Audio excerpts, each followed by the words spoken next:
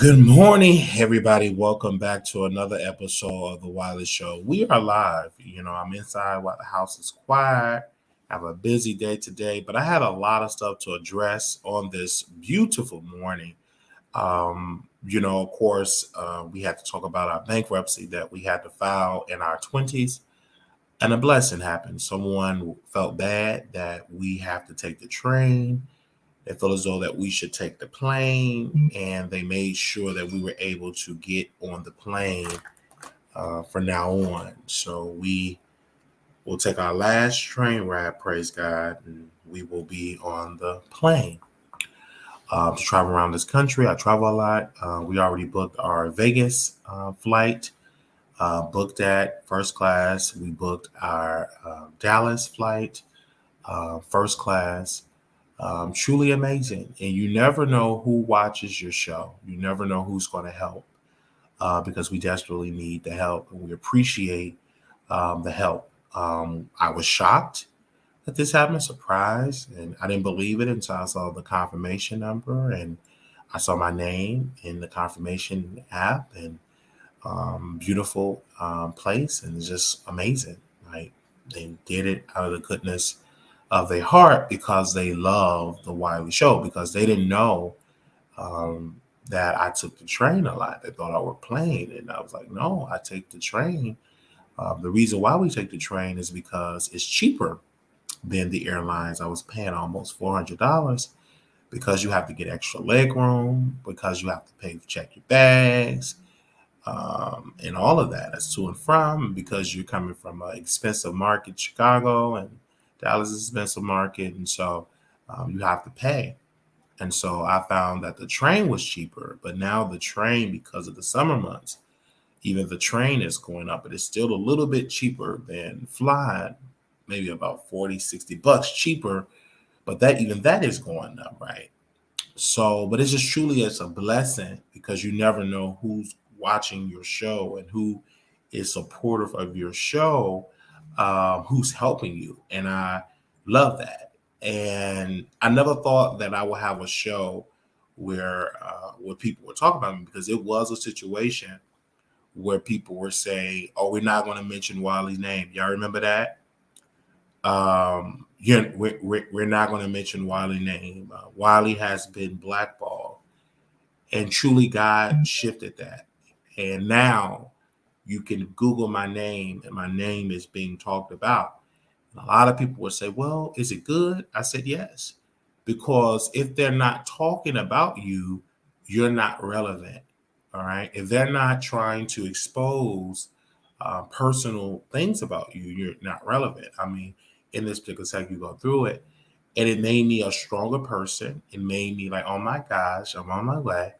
More name recognition. I'm meeting different people that I've never seen before in our show, and showing support. People, new folks that just became a viewer of the show. Give me a second. Let me drink some of this coffee. Went back to like view like old material, and which is great. I was just mentioning some people in this magazine, the Southside Drive, and a person that is a fan of Yvette immediately reached out to me, a supportive of Yvette and her son. Literally reached out to me just by mentioning this magazine. I got DMs. So the show is definitely growing. Now, I'm not perfect. I don't think you would not find a perfect person on this internet. We all have imperfect, we all are not perfect. But without all that, I am entertaining. And that's something I credit myself, because this is a fact, that I am extremely entertaining. And I love that. And the show is gaining more structure. And so when I watch old interviews, and I see old interviews, and I watch these old interviews, I mean, it's so good. I mean, if I laugh at myself, I know somebody else is laughing, because it takes something to make me laugh. And I even laugh at the jokes I'm actually laughing at in live video. And I appreciate that. Like, the love is just so real. And the people that I've seen all over this country, because we have traveled, Chicago, Dallas, we're going to Atlanta sometime this year. We also been going to New York. So I'm touching and feeling the pulse of the fans. And it's just such an amazing thing to really get to know the people, and touching the people. People would say about Dallas, they would say, oh my gosh, he only had 3-4 people show up, which is fine. Because I would never feel ashamed of meeting my people. If you get on the bus or a train or in your car, you want to meet me, I would meet you. I am not deterred by the amount of people. I just love when you come and support the Wiley Show. And so one thing that I do to my competitors in this particular sector, other than two that watch, Lovely T and Tasha, exempting them, I go and meet my people. I go and I meet them, and I have a beautiful time with them. I'm not going to wait until 90 or 100 people show up. I'm going to see them now, the 5 to 10, because when I go to the next level, that it is going to be so easy to attract them, whatever I do, because they were with me in humble beginnings when I was the underdog. That is shifting, because one day I will not be the underdog. My content is not the underdog type of content. It's just so good. You can compare me with the leading top acts, and I can go toe to toe with them. But one day I will no longer be the underdog. That is shifting. One day I would be a person that is leading. One day I will not be the underdog, and that will change. And you will hear this, and I'm just going to get it started. Wiley change.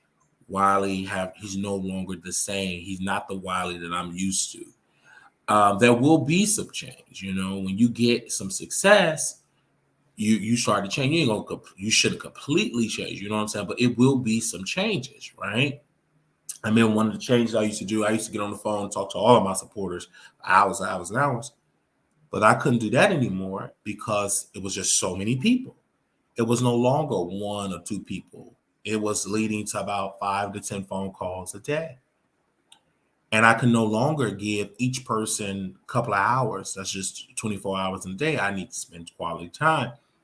So I started and said, hey, if you want to get on the phone with me and have a one-on-one conversation, you have to pay for that time. Not because it's just for money, but because I just don't have the time to give to everybody that one-on-one type of time. And if you need advice, I can't just spend time with you for hours and then go spend time with that person for hours, and then also my personal life. So we charge, and that's how that goes. So when I just open it up and I'm laying out the foundation about being on this internet and how the growth and how we're growing, it was a time where people wasn't even talking about us and mentioning our content and showing love to our content and doing anything on our content. They was literally acting like we didn't exist. But that is shifting, and it's only going to get better and better and better. God have truly added us to add on to the show and add on to what we're actually doing by adding on the political stuff and, get into trending news, the DNC. We have politicians that's going to be coming on our show pretty soon. So God have truly shifted our show and added on to what we're doing. Now, we don't know where it is going to go, but it's truly another shift. I mean, we have a website that is gaining momentum. And so I never thought that I would be doing all these things and it'd be coming into other entities. And so I appreciate the love of each and every one of y'all, because y'all the one that say you need to do this, you need to do that, and we're gradually doing it, and y'all are showing love. All right. So I truly appreciate that as well. And when I wake up in the morning, people make videos about us and they talk about us and what they think about us, which is an honor. I love listening to what their opinions about me, because it makes me a better blogger. Even when you are critical of me, I appreciate it, because it's still helping me. Because through all of that, you may say a couple of things that I do need to work on, and I listen to that.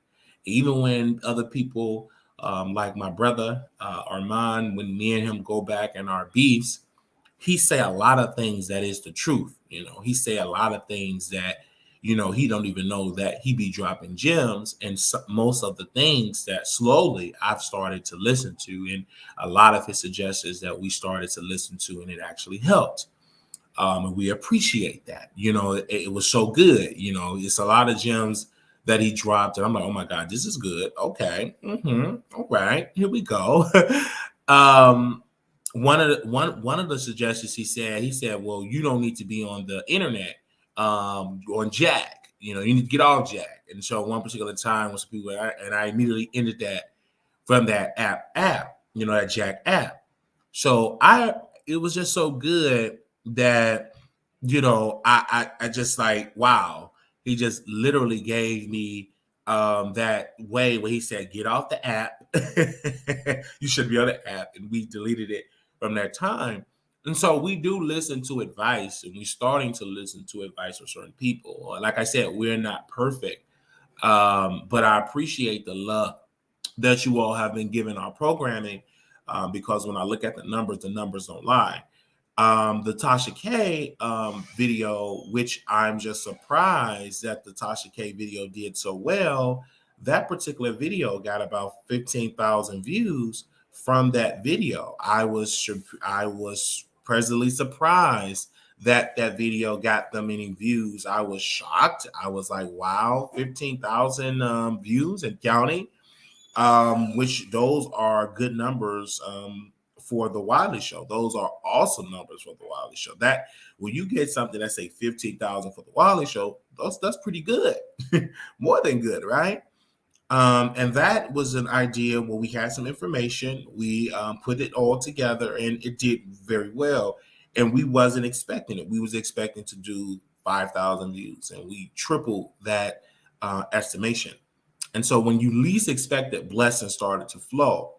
And I've always said this is going to be our year. We're going to do a big story. This is going to be our year. And we keep manifesting it. And like I said, we don't know the day or the hour, but that's what the show needs. Big stories, trending stories to take us to the next level. And the next level is more viewers, more subscribers, more visibility, to be able to do this full time and to get a nice profit. And my goal is to get about $10,000 a month just on the online business between the YouTube and the website, about 10 grand a month. And I could do a lot with $10,000 a month. But in order to get that magic number, we have to shift and add on to the commentary, in which we have done and slowly have done it. And so other topics, we're not going to completely abandon until the other stuff is actually clicking and working. So I appreciate the love and the support, because we are definitely working towards a goal, and we're putting that work in, Like we're putting that work in. So when I talk to people all over town, they were like, oh, Wiley, I see you putting in that work. I see the consistency. We have been more consistent since I've been home in Chicago than ever. We're sleeping better, 8 hours a day. Go to sleep around like 11 o'clock, 12 o'clock, wake up about, today we woke up an hour early, about 6, 7 o'clock, getting that fresh, refresh, and just amazing. Because what I've learned, being a person with bipolar, you have to keep busy. Like when you get up, busy, keep you busy around, do work, and then keep stresses around, and, take a shower, go to bed, and do it all over again. And we're doing something so positive. So I'd say good morning to everybody that's in here and showing love and showing support. And we're busy because, like I said, Saturday, for those that wasn't in the previous video, we're doing a members only live. I believe Friday we have an interview. Then I believe next Thursday we have an interview. So we're just busy all the way around. And then we have 2 men and a lady on Tuesday. So we're just busy. We have a busy. I believe we have a lawyer coming on next week. So we just have a busy schedule, which is good. It's good. And when a lot of people don't understand, when you do a YouTube video, and you're the host, you're the editor, you're the producer, you're the promoter, you're all of these things, and you still got to be entertaining while having all of those jobs. Because when you look at the Sherry Shepherd show, when you look at the Jennifer Hudson show, bare minimum they have about 100 employees to support their vision to keep that show going. We're doing this by one man show. If I had a team of people where we have morning meetings with powerful people in marketing and promoting and booking and associate producer, it would be great. And eventually we will have all that.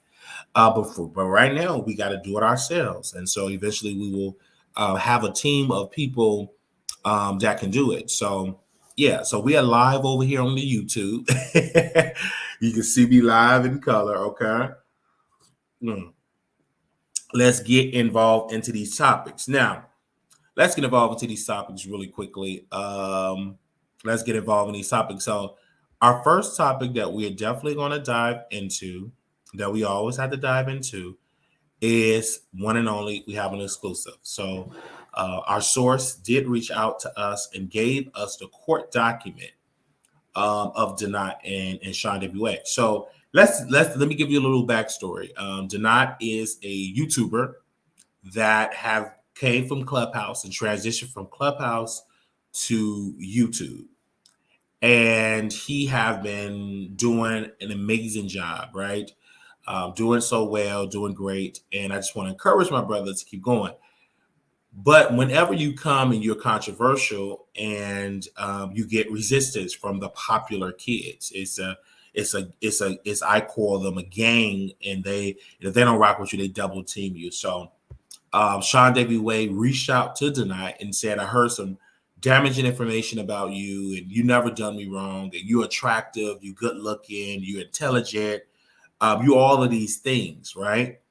And so when SeanDavieWay came out, he said, oh, this. And then eventually, they fell out, and SeanDavieWay, under extreme pressure from the popular people, Armon Wiggins and other bloggers, they say, he can't sit with us. You have to drag him. And so in order for him to keep those relationships, he decided to drag Donat. And when he dragged Donat, he had some serious allegations towards Donat. Now, let's get to it. Let me go on the website, and you guys make sure y'all go check out the website. You can see the exclusive document. Now, in this, it said, in the YouTube tree, everyone is innocent to proven guilty in the court of law. The Wiley Show is neither the judge or jury, and we cast no judgment over here. Now, let's get to it. Okay. You see the court document here. This is between Adrian Dante Smith, I hope I said his name right, and you got Donat Richtens, I hope I said his name, Ricketts is the plaintiff.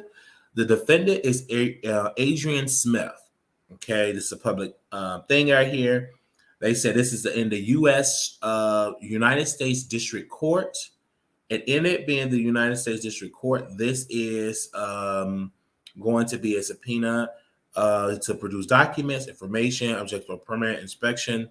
This is placed the United States District Court out in Columbia, Ohio, that he is filing this. And this was the date and time. I believe he meant to put 5, but he put 7/13/2023. Oh, date and time at 10 a.m. So I believe this is the time, whatever we're going, I don't know. But he put the date on here, 5/23/2023. Of course, this is on the document here. This is the clerk, I believe, have signed this as well. Here we go. Right here, they said the initial name and address for monetized uploader post a YouTube link who is currently being sued as DOE. Uploader has doxed, cyber stalked, and defamed plaintiff. So this has definitely gone on. It's a legal support YouTube, Google LLC. They have posted that as well. So it's a lot where he is doing it. So we did reach out to SeanDavieWay and before we got the court document and say, hey, do you got a statement about the lawsuit? And here we go. SeanDavieWay said, you're still fat. And I said, okay, can I get an update?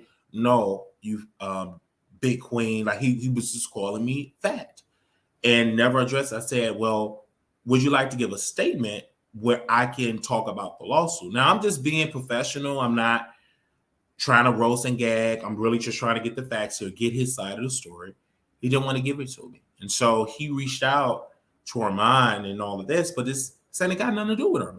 Like, you're being sued in civil court. Like, what is your response? So on yesterday, I got my fat behind on the station head because my people said, oh my gosh, she's on station head. So I said, I go on station head. He said, pretty much, I'm your daddy. He said that Denat is a scammer, scamming white people. He said that Denat do not want to be black. He said some other serious allegations. And he also said that, I'm not worried about no lawsuit. Bring the lawsuit, bring it on. And he talked about how he slept with white women and then also he also posed some very damaging information about Denat, saying that he lied and scammed the AIDS Foundation, said he stayed in a hotel, that he's evicted. He posted that information. So it was a lot that, Denat is going through. And of course, I talked to Denat offline. And like I told him, you just have to ignore the noise. But I don't think people really research Denat and understand that this brother know the law. I mean, he was beating the prosecutors in court. And they found out, wait a minute, you ain't no lawyer. You ain't no licensed lawyer. How is you filing these motions? So they teamed up against him in Florida and filed charges. And he beat that and got a diversion program. But they actually wanted that brother to go to prison. And he was doing it on the behalf of his sister. And so a lot of people didn't research their opponent. This is not your average blogger that don't know the law. This brother know how to file paperwork. This brother know how to file motions. This brother know how to sue. This brother understand the judge language. And so I think a lot of people don't understand that. And I think that, any type of lawsuit can be damaging because you have to spend money unless SeanDavieWay is doing it itself. Now, I did talk to a source in Armon Wiggins' camp. Armon said, he don't want to get involved in that. He's not talking about that, but this is crazy that YouTubers are just suing each other. They're just going lawsuit crazy. And this is the first lawsuit that Denat is suing like a YouTuber, but he also is being sued by, let's see if we can bring their picture up. He's also being sued by, let me see if I can bring that picture up here. He also has been sued by King Payne, Armon Wiggins' friend, aka Brother Michael.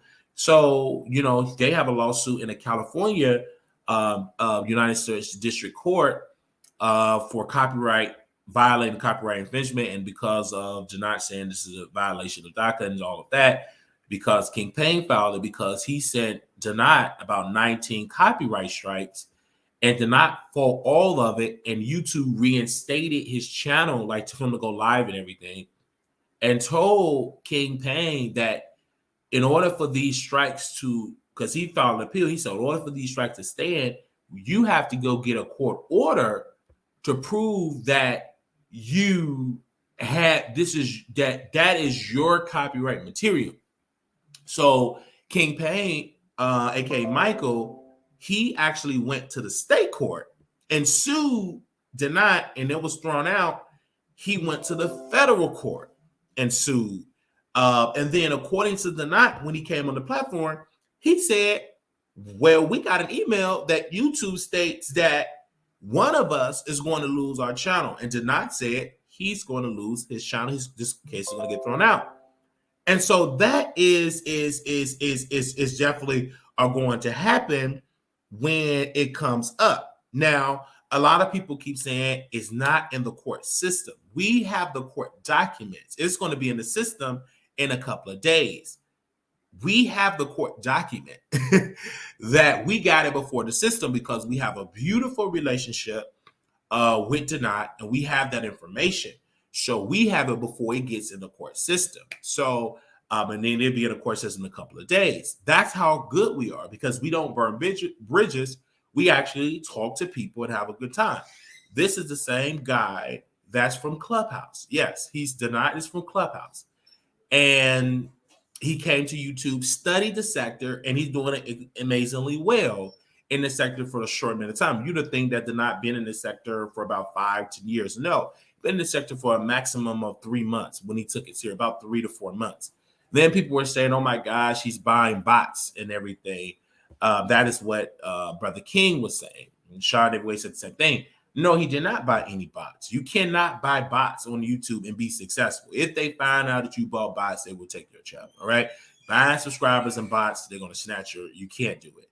So, but when you buy, when you're just consistent in the sector, it is easy to be active in this sector. It's not hard. I can do a whole course to get you to monetize. If you do these YouTube strategies, I'm going to say it publicly, you can make good money in this particular sector. It's not hard. It's about 3 or 4 strategies that we will go to for live streaming. But this brother knew how to crack the code to get a name at such an early time, you know, to get a name and to get on the channel and to do all this type of stuff. And a lot of people didn't research him. So people from Clubhouse were saying how good he was on Clubhouse and how his rooms were just jumping in Clubhouse. I said people did not research their opponent. Now people were saying that, Wiley, you and Janai is going to fall out and all of that. I said, first and foremost, we're talking about public lawsuits that is going on in the system, in the court system. We're talking about public lawsuits, right? We're not friends. We're not, you know what I'm saying, not friends at all. We are colleagues, and I have a relationship with him just to get information about these lawsuits, but we're not friends, you know what I'm saying, at all, because I don't know him, never met him in person, and I don't just randomly call people on YouTube as friend. I said that about Armon, and look what he said. We never was friends, so because he, you know, and all that. So you have to be careful who you call your friend. But I can say he is a working colleague. Me and him are colleagues on this YouTube system. And that is what it is. We are literally working colleagues. We've been working colleagues for a little while now, for a couple of months that I've known of him, right? So we're just literally working colleagues. Now, when it comes to when it comes to SeanDavieWay, we've been actually knowing SeanDavieWay for a little while now. He would block us. He would unblock us. He came to Texas. He wants to meet us. He was a fan of the Wiley Show, came on our show, called in, and he picked a side. And Armon made him choose, like, it's between me or Wiley. And of course, he chose Armon Wiggins. But how did that go? He never was on voice chat. He never was really active on Armon Wiggins' show. I'm more well known than what Armon did. He is. And then Armon Wiggins said he don't have no friends on YouTube, and pretty much just saying all that. And SeanDavieWay kept saying that all these people is his friends. Now, I don't know how that's going to work being friends with Armon Wiggins when he said my friends are not friends with my ops, but you friends with Brother King, and King and Armon is not friends. So let me just expose that hypocrisy right there. And I'm going to expose that hypocrisy with this. You can't say to the world, to me, to Brother King, my friends are not with people I don't roll with. But then you say you are associated with this Sean person, right? You say it, and sometimes you don't say it. But he is also associated with somebody that is considered to be your ops. But yet you're still associate, friend, whatever. But you never cut him off. You know? Hold on one second.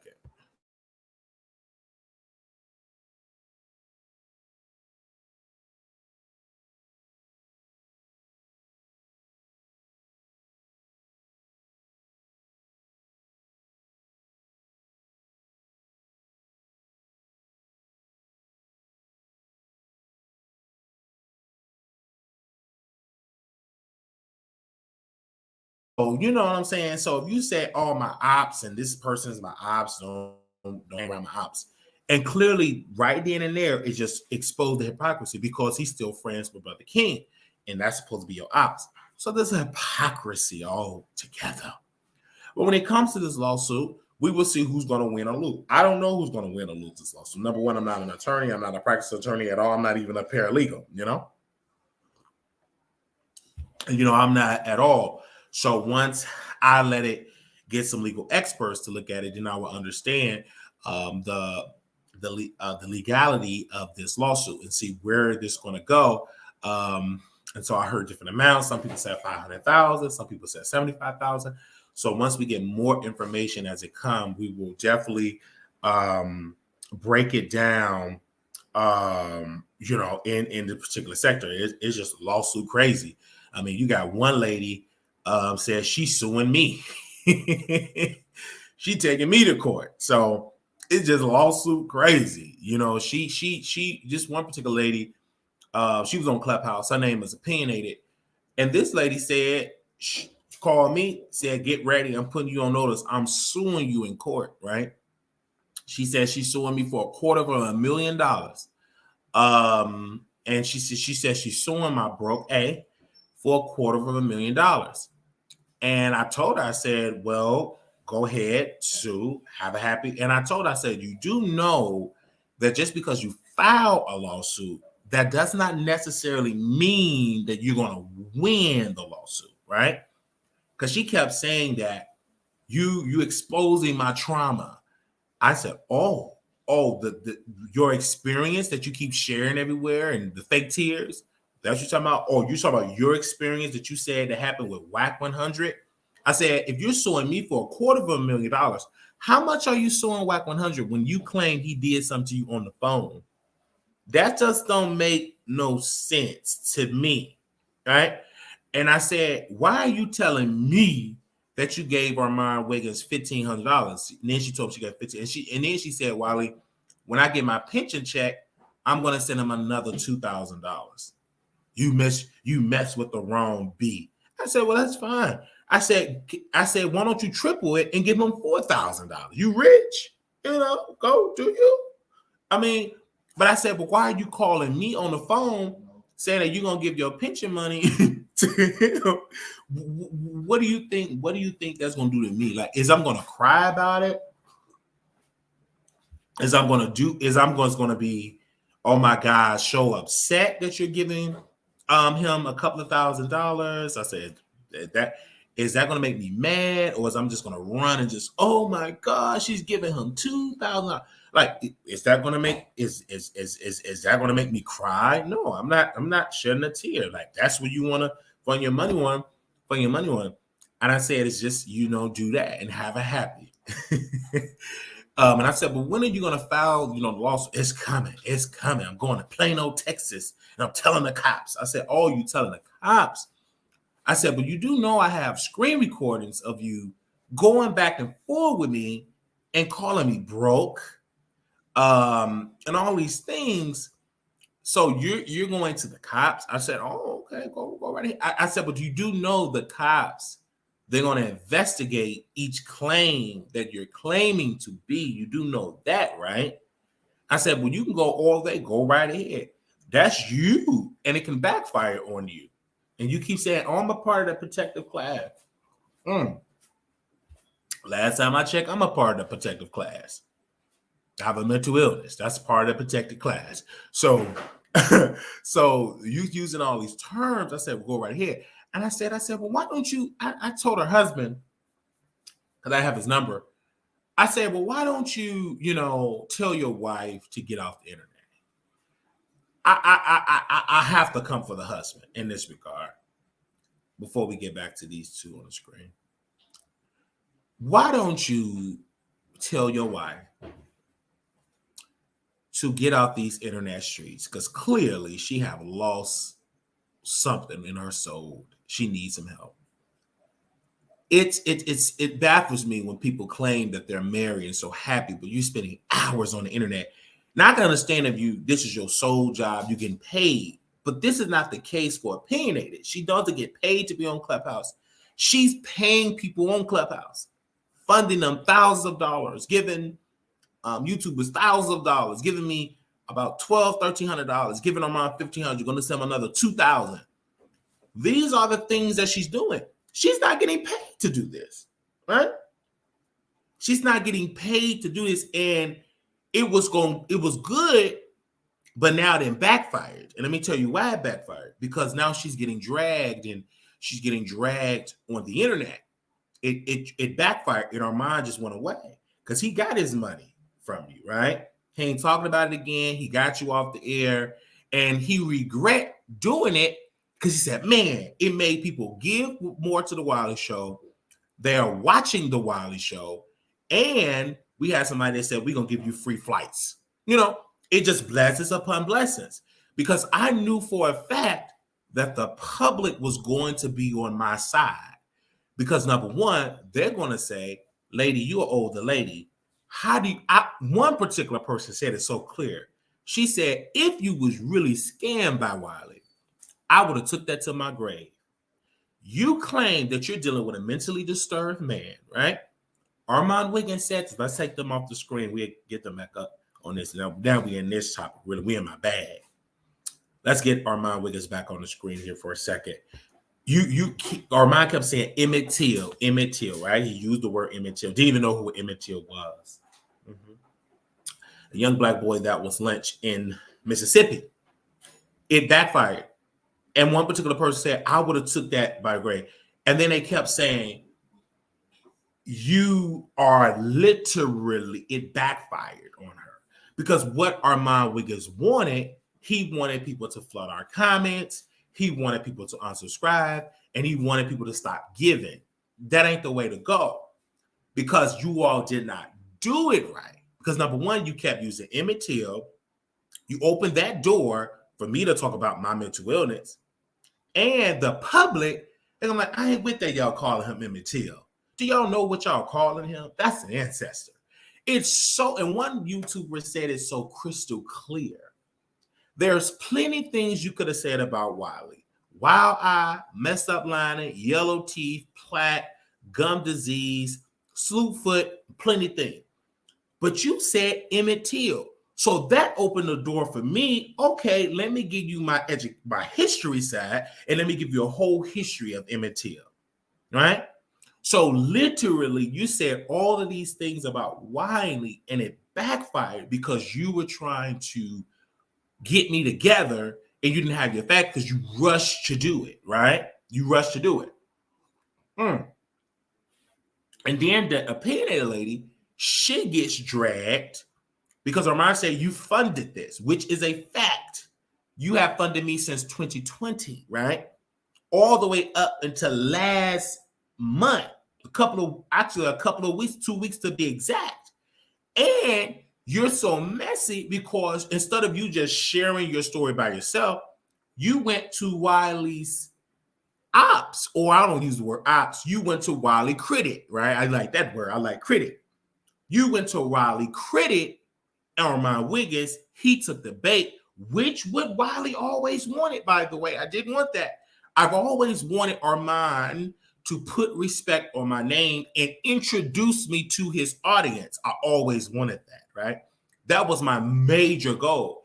And I got it, and it was big. Then it happened, and blessed on top of blessings. So that's all I wanted. I wanted my name to be in his name, to be attached to his brand, because I helped build it.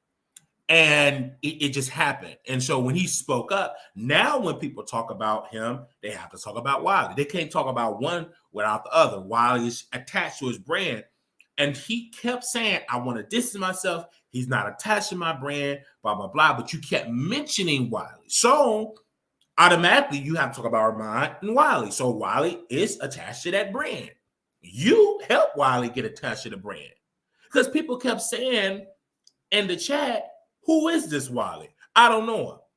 Then on Station Head, right? It's a thing that you can do on Station Head, that you can find the people that comment on Station Head. Let's see, just block the chat. You can find the people on Station Head and reach out to them in real time.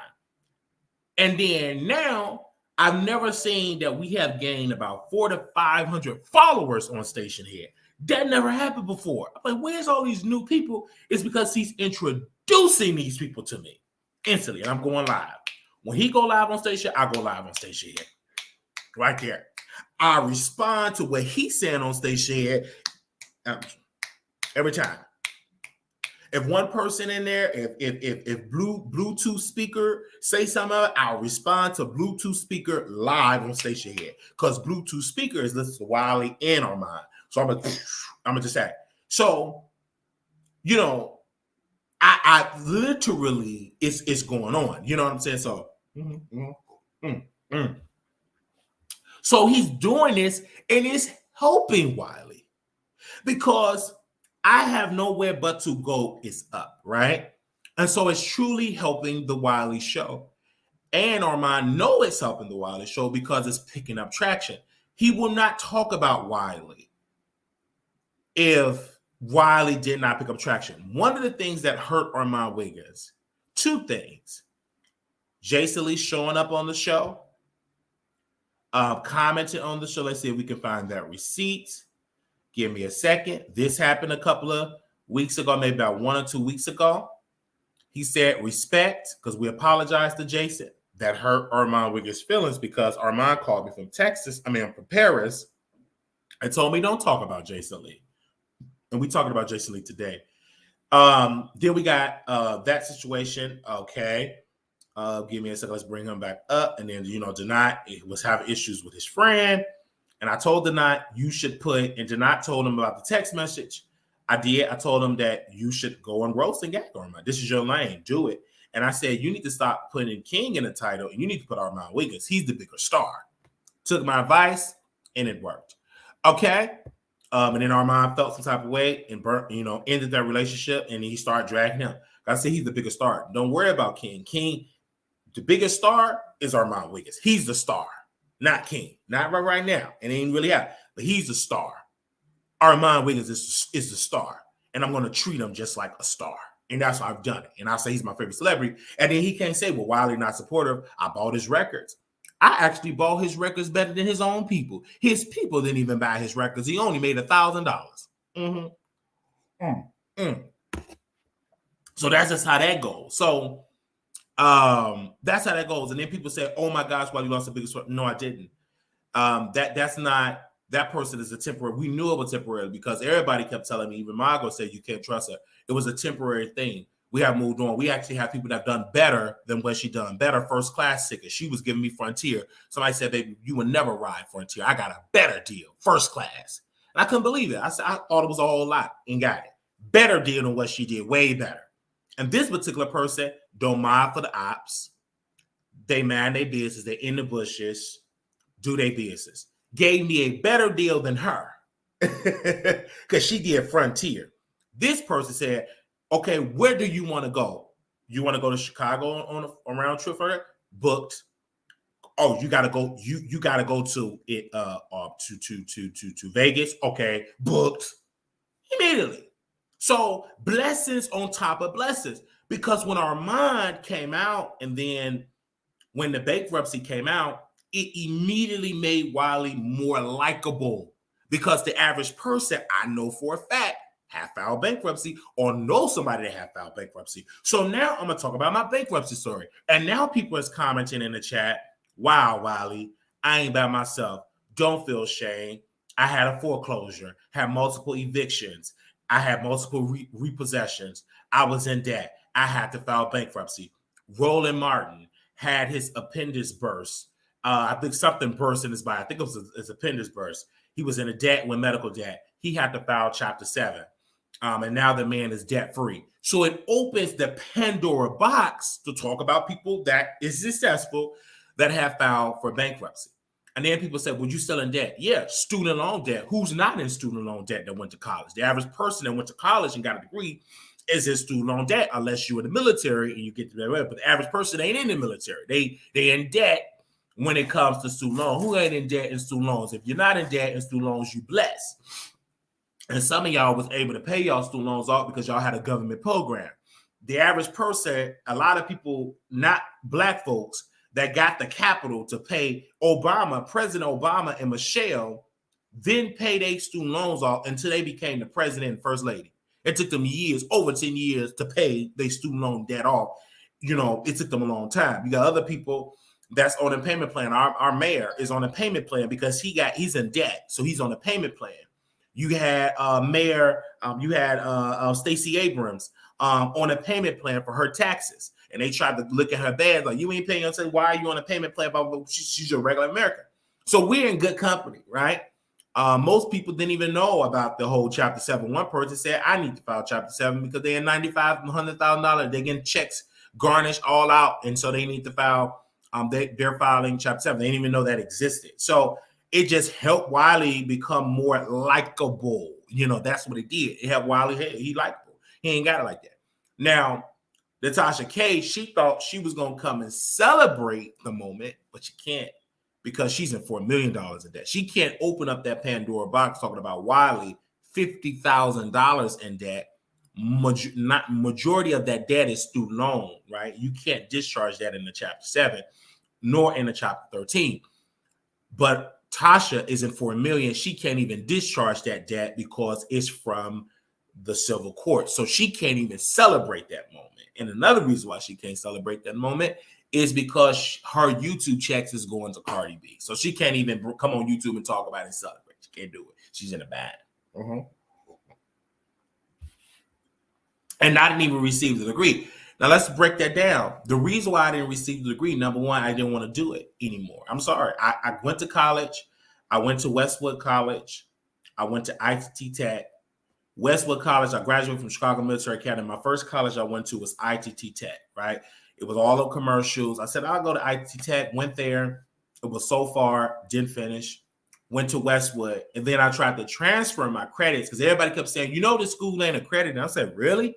I didn't know what that was. It's not regional accredited. It's national accredited. So I said, okay, well, let me transfer to Harold Washington College. I was in Chicago. We don't take that. You got to start over. I said, really? So I went back to Westwood and I said, man, and then I'm hearing horror stories of people not getting things done with their degree. I said, man, this is an embarrassment. So I just quit. So, and then I noticed, and then I started doing YouTube. And I said, well, I really don't want to do this. And I was asking, well, how much do probation officers make? They don't make that much money. They overworked, underpaid, and it wasn't that much. You can literally become a CNA and don't need a degree and make $19, $20, $21, $22 an hour, make actually more than a probation officer, honestly. And so that's what I said. Well, how about I go and just be a CNA? And so, less stress. They can do all that paperwork. You ain't got to travel. You ain't got to do all that. And with that, you can do that. And you don't need all this degree. But I'm still in this debt. So because we went to two schools that was shut down by the Department of Education, they have eliminated some of the debt because they said, oh my gosh, you went to Westwood. We're going to forgive that debt because the Department of Education shut it down for being a fraudulent institution. Or you went to ITT Tech. We're going to eliminate that debt. We're going to do all of that. Now, certain parts of the country, probation officers make good money. But I didn't want to do it anymore. I didn't want to be a probation officer anymore. I didn't want to see my people being on probation. I didn't want to do it anymore. So I said, I have another way. You don't need to go to college anymore to make money. That's an idea that was in the 90s, 80s, early to that have shifted because of technology, because of YouTube, because of all these entities. You don't need a college degree anymore. That used to be the thing. Go to college, make your money, but that's not the case in the economy. It's so much competition with YouTube, TikTok, Instagram, blogging. It's so much that you can do tech jobs, do building apps that you can learn to do. You don't need a degree to do that. You can, if you know how to do the work, you can go and do all that work. So there's plenty of other things that you can do. You don't necessarily need a degree. Now, I'm not saying that's for everybody. Some people need a degree, go that route. But that's not the case for everybody. And some of the jobs you get a degree in going to be phased out with technology and robots. So it's a lot of that stuff that have shifted now with AI and all of that. So a lot of things have shifted now. And you got a lot of people regret going to college because a lot of people with college degrees is unemployed. They got all that degree and they can't get a job because they say, oh, you overqualified or we can't pay you what you're worth. And it's some people that got a degree making $16 an hour with a bachelor's degree, right? So it's not what you think it is. And we must train our children to get careers that they can make money. Okay. You know what I'm saying? Yeah, so a lot of stuff, somebody said, what if double shut down? It's a process because a lot of that stuff was challenged, That's why I tell people to get political. The Republicans, they trying to challenge it and say, oh, no, this is unfair.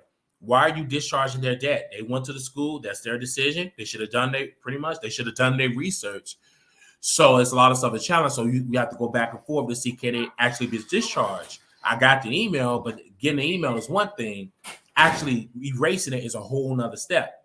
So you have to call to make sure that they're going to do exactly what they're going to do. It's a little roadmap. But if they eliminate the debt, let's just say today it eliminate off the $50,000, we'll probably be in debt about $1,500. If they eliminate most of that debt from them two universities, because University of Westwood College, IT Tech was very expensive institution. If they eliminate all of that debt plus the $20,000, pretty much I'm literally probably going to be in debt. Probably I'm using estimation probably like $1,500. Give me one second. I can give you the right number. Give me 1 second. If they eliminate all of that plus the $20,000 that President Biden said that he's gonna do if the Supreme Court agreed, give me a second. I can tell you that right now how much that I would be if that would be eliminated today. And give me a second. Let me see if they eliminate that. I will give me a second here. I can tell you that right now. Look at instruction. Yes. Okay, give me a second. Let's see. Let me check my credit. Let me pour my credit report. Let me get to that, and I'm going to see if they eliminate that today. $50,318. Give me a second. Let me click on that. Give me a second. Let me scroll down. Okay. If they eliminate, according to the thing, I'm at $49,345 in student loan debt. If that was eliminated today, I would be in $672 because that's just in collection. $672. If they will eliminate that debt. Okay. If that was eliminated today, if they going to do what they have to do and wipe it out like they claim in that email, I would be in $672 in debt. That's totally different. So your debt to income will be totally different. My income will be more than my debt. And credit lines, we have 2,000 right there in credit lines. We have 2,000, almost about 2,000 in credit line. So, that's just how that goes. And I will talk about my story because I ain't ashamed. But a lot of people want to get off of student loan debt. They want to get that erased, and they want the laws to change to reflect on the credit, so it reflects on your credit and help your credit and boost up your score. And so it's just amazing when I saw that on my credit. I said, "Oh, this would be great." So if the $20,000, if let's say, friends, they keep the Westwood and IT Tech on there, if they erase the $20,000 in debt, then 49 minus 20,000, that's 20,000 less, so 20-some thousand dollars student loan. You know what I'm saying? So that's how to go. I'm thinking about going back to college and get a degree? No, I don't see myself going back to do criminal justice. I really, really don't. I keep my CNA license in current. Yes, we don't hire part-time.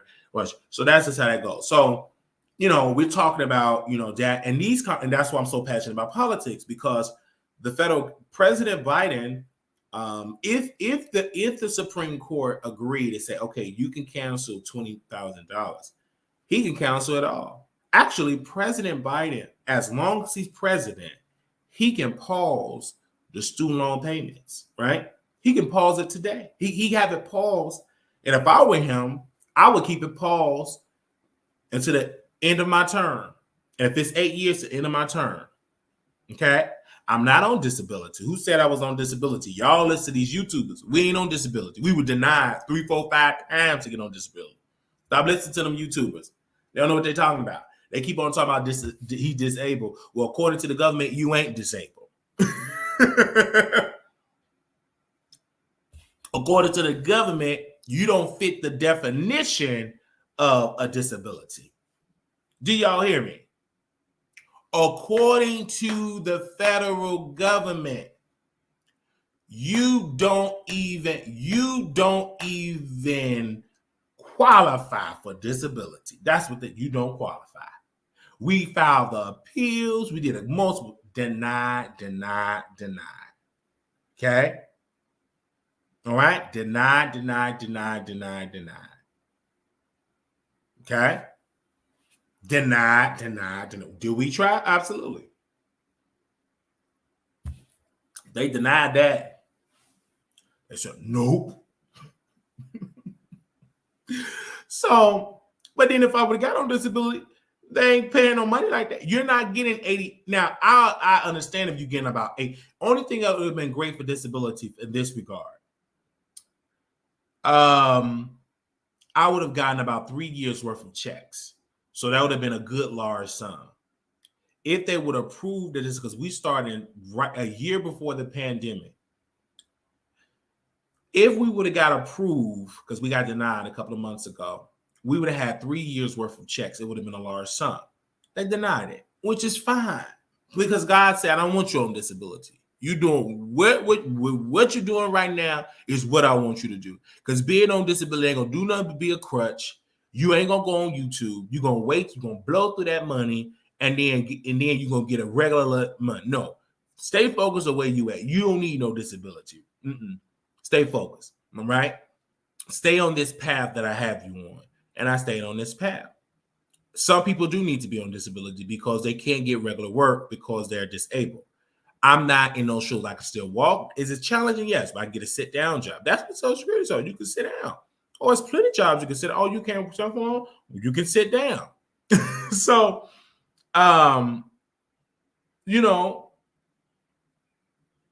yeah, doctors, psychiatrists, they put it all there. Denied. So, we did the lawyers. We did all that. So we did everything people say do. Go get a lawyer. We did all that. So, but it wasn't meant. I'm not ashamed. It wasn't meant for us to get on it. So we're doing good. We could do better, but we're doing okay. You know what I'm saying?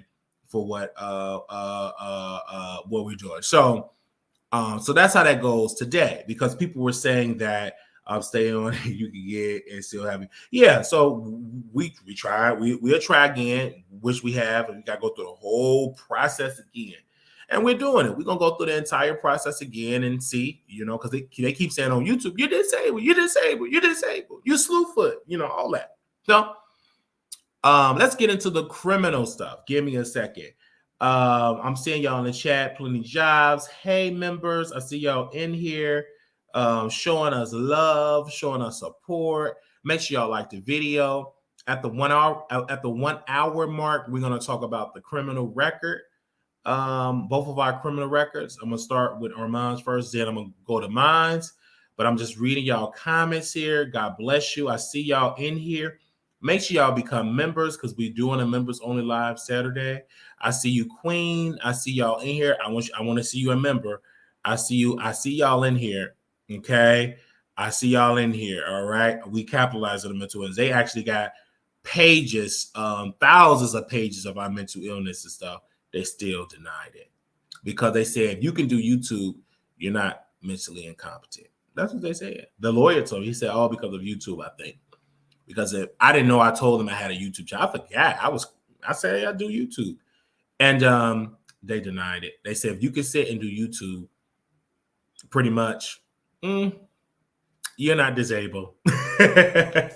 So they denied it. But that's what the lawyer said, because I said that, or it's got it. And so yeah, amen. Amen for and all. The lawyer said, I think you need to stop doing YouTube. I said, sir, I'm not doing that. It ain't worth it. He said, it's not worth it. I said, no, sir. I'm not going to stop doing YouTube. I'm not going to. He said, can you stop doing YouTube? I said, no, sir, I cannot stop doing YouTube, and I will not stop doing YouTube. Absolutely. It's my therapy. I don't get regular therapy. I can get stuff off my chest. I entertain thousands of people, and I'm not going to do that just to get a disability check. It's not that important to do that. And I'm not stop working. I'm not going to do that in hopes that they do give it. So I'm not taking that risk. And no, absolutely not. I'm not doing that. Because how I'm going to survive, sir? No, I don't know how you're going to survive. Okay, I stopped getting the income. Then what? Who going to take care of me? Who going to feed me? Are you going to do it, sir? Okay. Are you going to feed me? Are you going to pay my rent? No, we're not doing that. So I'm not taking that risk. Now, some people can do that because they have other alternatives, and I'm doing that. And he said, well, why don't you move to a shelter? You can move to a shelter, and then you get. I said, I'm not moving to no shelter. Why would I do that? I'm not moving to no shelter. Not against people that are into the shelter. That's against people that really need to be in the shelter. Absolutely not. I'm not doing it. Moving to no shelter. Absolutely not. I'm not going to move it. Why would I move into a shelter? No, I'm not doing that. Why would I take resources to people that really need the shelter? I mean, just so I can get a disability check. Absolutely not. Why would I move to a shelter just to get on disability, to prove that I'm in this financial bound, I'm disabled, can't work in a shelter? I ain't doing that. Because that's unfair to people that really need shelter. You know what I mean? So no, there's plenty of jobs I can sit down and do. I could do CNA. It'd be a little painful, but I can do that, or do a little. You know what I'm saying? Ain't nowhere where I'm not doing that at all. No, sir. All right, so let's get into these criminal records. So Armon Wiggins and I share similarities in it. He's more on the fraud side. He have a deferment. A deferment is, just to break it down, a deferment is not a conviction. It's on your record. In this, we both got our records in Texas, right? His was first, right? For fraud in Houston, tried to get a car on somebody else's name, got caught, on his record deferment. The reason why it's still on Armon Wiggins' record, we have the records in here, we ain't gonna post it, because Texas give you 5 years, right? If you don't commit a crime in 5 years, you can go back to the courts and get it off your record. If you commit another crime somewhere else, they will keep that deferment on your record. Now, when you have a deferment on your record, certain jobs I could not get because of the deferment. Job companies told me, Wiley, we will hire you, but corporate don't deal, even though it's not a conviction, it's a deferment. Once the deferment is off, come back and we will hire you. We can't hire you with a deferment. Now, some companies will hire you with a deferment. It depends on what the crime is. Or property damage, 90% of the jobs I went to will hire me with a deferment. 10% will not hire me. We went out and we branched off. People kept saying, we'll work in a call center. We applied for a lot of call centers. They did not hire me because of the deferment. Oh, go get you a call center. Okay, call center job. Okay, guys, let me go apply. We did multiple interviews and they no callback. And I called 3 recruiters. They said, oh, it was something on your record. And I already know what it was. What is deferment? Blah, blah, blah. We don't do deferment. Come back when you get it off your record, and then we will hire you. Some apartments wouldn't even give me a lease because of deferment. Right? And some apartments will, but you have to get the court documents. You have to get court documents to say, I'm off probation, it's a deferment, fees are paid. I have to go through all of that for them to approve it. And the corporate, it's case by case. With my case, first it was deferment, probably they agreed. But I went to some buildings that I had to rent 3 times everything. They said, no, sir. And I asked them, because I told people, when you have a deferment, don't pay no application fee until you ask them, do y'all agree, or do y'all lease to convicted felons? You need to ask that. Or do you all agree with a deferment? Even if you have a misdemeanor, you need to ask them, so you don't go and keep wasting your money. And ask them and say, listen, I got this on my record. Do y'all approve this in the apartment? I went to some buildings. They said no. Went to one? Yes. Went to another one? Okay, yes. But you have to ask and be your advocate. You understand what I'm saying? So, and then you can't get rearrested and get more charges on top of charges because that deferment stay on your record. That's what Armon Wiggins did. He got in trouble again. He went to the courts and they said, we can't take that deferment off your record because you got rearrested and charged. So got in trouble again. So it stay on your record. Unless the laws change in the state court, it is what it is. Now, let's get into my criminal record. Give me a second here, because mine have went viral. Again, It went viral. So people are posting receipts to what I'm saying. So I want to read the receipts that came out. Give me a quick second here. Okay, because some apartment fees are $100, some more than that, and you have to pay an apartment fee and an admin fee. Do you hear me? You have to pay an apartment fee and admin fee. Do you hear me? And sometimes you don't even get your admin fee back. It depends. So you got, that's a whole thing, but the laws have to change because there is no law to say don't charge application fee. That's why I tell Black people, all people, get involved, tell your state legislature and say, hey, let's put a law in the book that you cannot charge application fee. Charge whatever the application to run somebody credit. I believe it's like, how much is it to run somebody? Maybe $5, $10. That's what it should be. Whatever it costs, because it ain't that much money to charge that to do that. No, absolutely not. That's just a scam. That's a scam, but laws have to be changed. And you know what I'm saying? That's why I go to my state legislature. And I went to them. And they said, oh my God, I went to Republicans. And I told them, I said, can you propose this in the committee? And I told the governor office. Because, that's hurting the poor. That's hurting the working class. You got all these application fees. Why is it that you're charging people $100 for application fee? And you get denied. You don't get your money back. That's a scam. People don't have money to throw away. So I say you all need to put that in policy. And that's why I stay on top of them.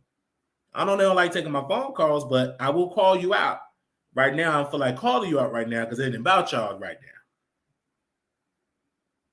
now. Okay? They say it's expensive. Get out of here. Hold on one second.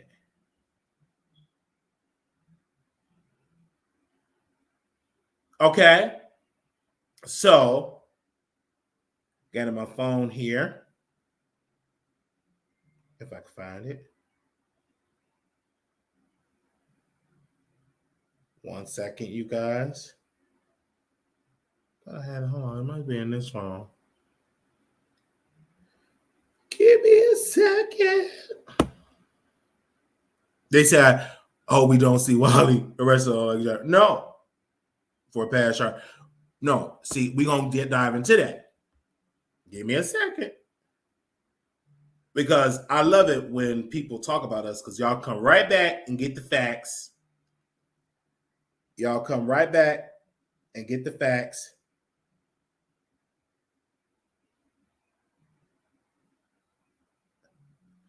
Okay. So they talk about my criminal charges here. And they said criminal mischief. Okay. That's the charge, criminal mischief.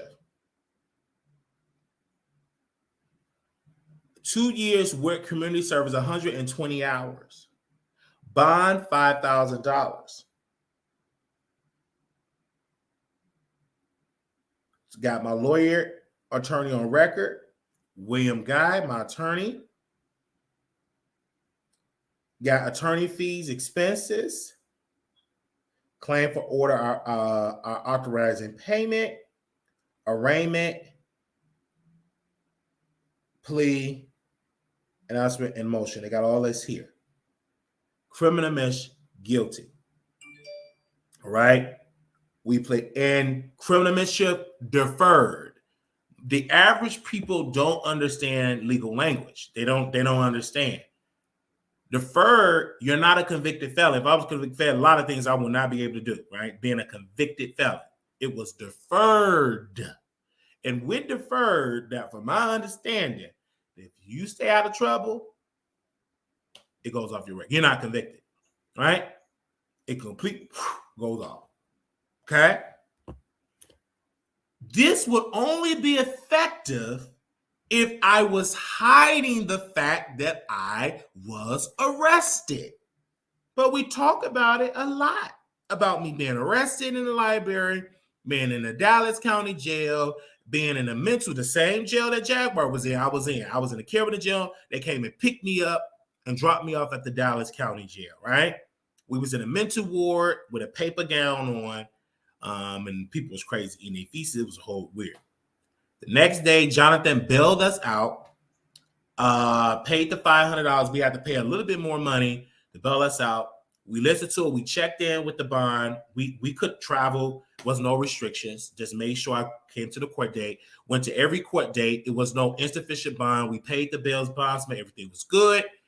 Then it was negotiation. My attorney, Mr. Guy, we hired him because we didn't want to do it a public defender. That man would never get on the phone with me only one time. I said, oh, he overworked. So I just went on Facebook and I saw someone said, he's a good attorney out of Houston. I said, really? He's a good attorney out of Houston? They said, yes, sir, good attorney. I said, well, let me interview him. So I interviewed him. I said, I don't want to talk. I want you to represent. I was telling him about this. I want to represent him. So he did an interview, got off the air, and I was just talking about my case, about the library situation. My attorney, Mr. Williams, inboxed me. Stop talking about your case. It's an open case. Don't talk. It'll mess up your case. Stop talking about it. So I stopped talking about it, and I hired Mr. Williams. He said, well, let me see what's going on. He said, I charge $5,000, right? I said, okay, I don't have it liquid cash, the whole $5,000. Do you do a payment plan? He said, yes, I'll do a payment plan. Give me $750, and we break it up in payments. So we broke it up in payments, $750 down payment, broke it up in payments. We paid the $5,000 in total, right? Now the negotiations were going on. We having a problem getting the prosecutor on the line. Eventually, we got the prosecutor on the line. He was getting information, evidence. We taking all day, getting the evidence, the body cam, the cameras, everything. And then finally they come with an offer. Right in there, they wanted a lot of money. The original offer, they said the library wants almost a lot. It was a lot. And I said, there's no way I can afford almost $100,000. And he said, well, how much damage you do? He said, well, wait a minute, let me check the footage and see. He said, I see the computer. I see you knocked over books. I see you burst the glass. That's not worth $100,000, right? No, that's not worth it. So he went back and he got it down to almost 30,000. It was around that ballpark. I said, I can't afford that, but that's better than almost $100,000. And so my attorney, I was at work and I forgot I had a court date. He called me and said, where you at? So I'm at work. He said, you better get here now. So I told my job, hey, something going on with my roommate. They said, you can leave. I left, got in a car, and drove to the court building, right? And drove to court, got there, and he said, let me sit you down. They're offering you a deal for restitution and deferred. I said, but what did that mean? He said, you will not be a convicted felon. You would have to do community service. You would have to take a class, multiple class, a mental health class and all that. You have to take a class, and you have to pay restitution. You have to pay probation fee. It was a lot of money. I said, okay. Or you could do the mental health piece.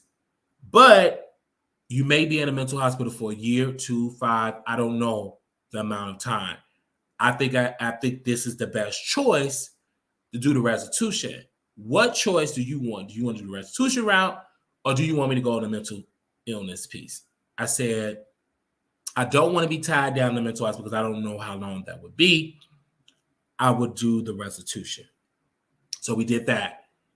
And we talked about that. So then we had to do another court date. This particular time, he couldn't come. So I had a white lawyer that represent me. I don't have his card, but he's out and didn't. He looked at it. He said, this is your first offense, and you got to pay this much. We can do some challenges here. You don't probably have to pay nothing. But if we do it, you have to pay me, and we have to start, go back and forth. I said, and he said, well, this is a pretty good deal. You pay the restitution, a deferred, they can get it off your record. You can get off your record. It's a pretty good deal. This is your first offense. You stay out of trouble. This can be a good deal as well. So I was nervous, didn't want to do it. So the judge gave me up. He said, Mr. Wiley, do you understand what are you signing here? This agreement, this plea agreement. I said, no, I don't understand it. I didn't understand what the judge was saying. So I said, no. He said, you don't understand? Well, what is going on here, counsel? He said he don't understand. I said, oh, no, I just understand you. I'm sorry. I do understand the agreement and all that. So I signed it, and I didn't know how I was going to pay for it. I really didn't. I didn't know where that money was going to come from. I did not have the liquid cash. I just paid the lawyer the $5,000 by the grace of God. Paid him. I think I had 2 payments left to pay him because I was working plus YouTube. Like people get 5, 10, and it wasn't just legal stuff. So I said, I don't know how I'm going to pay this. I really don't know how I'm going to pay it, God. I really don't know. I cried. I didn't know if I'd have it. It had started already, court fees. And then when I was officially on probation, I had to go to meet my probation office. They had to do a drug test. They had to take my blood, a drug test. They had to take my blood, I think, either blood or something they had to take to register. They had to take something. I think it was my blood to put it on record, right? Because she was like, oh, we do this because we have found a serial this, and with the DNA, they had to take your DNA. You belong to the state. You're incarcerated, but you're still incarcerated, right? They were telling the rules. You can't do drugs. They didn't do the mental thing that they agreed on. They kind of forgot about that. For me to do that, they said just take your meds and everything. But they did have me going to a class to bail counseling service. I didn't want to do. I said, what is this class? And then 120 hours. So, boom. And then a blessing started. The pandemic. When the pandemic started, they put out a message that because everything is shut down, you pay $5 an hour for your community service because you can't do community service, everything is shut down. So I called my probation officer and said, well, they said, oh, they're saying for people like you. That's for people that only got about 6 months left on their probation. Then it was like, they shifted it maybe 2 days later. They sent another message.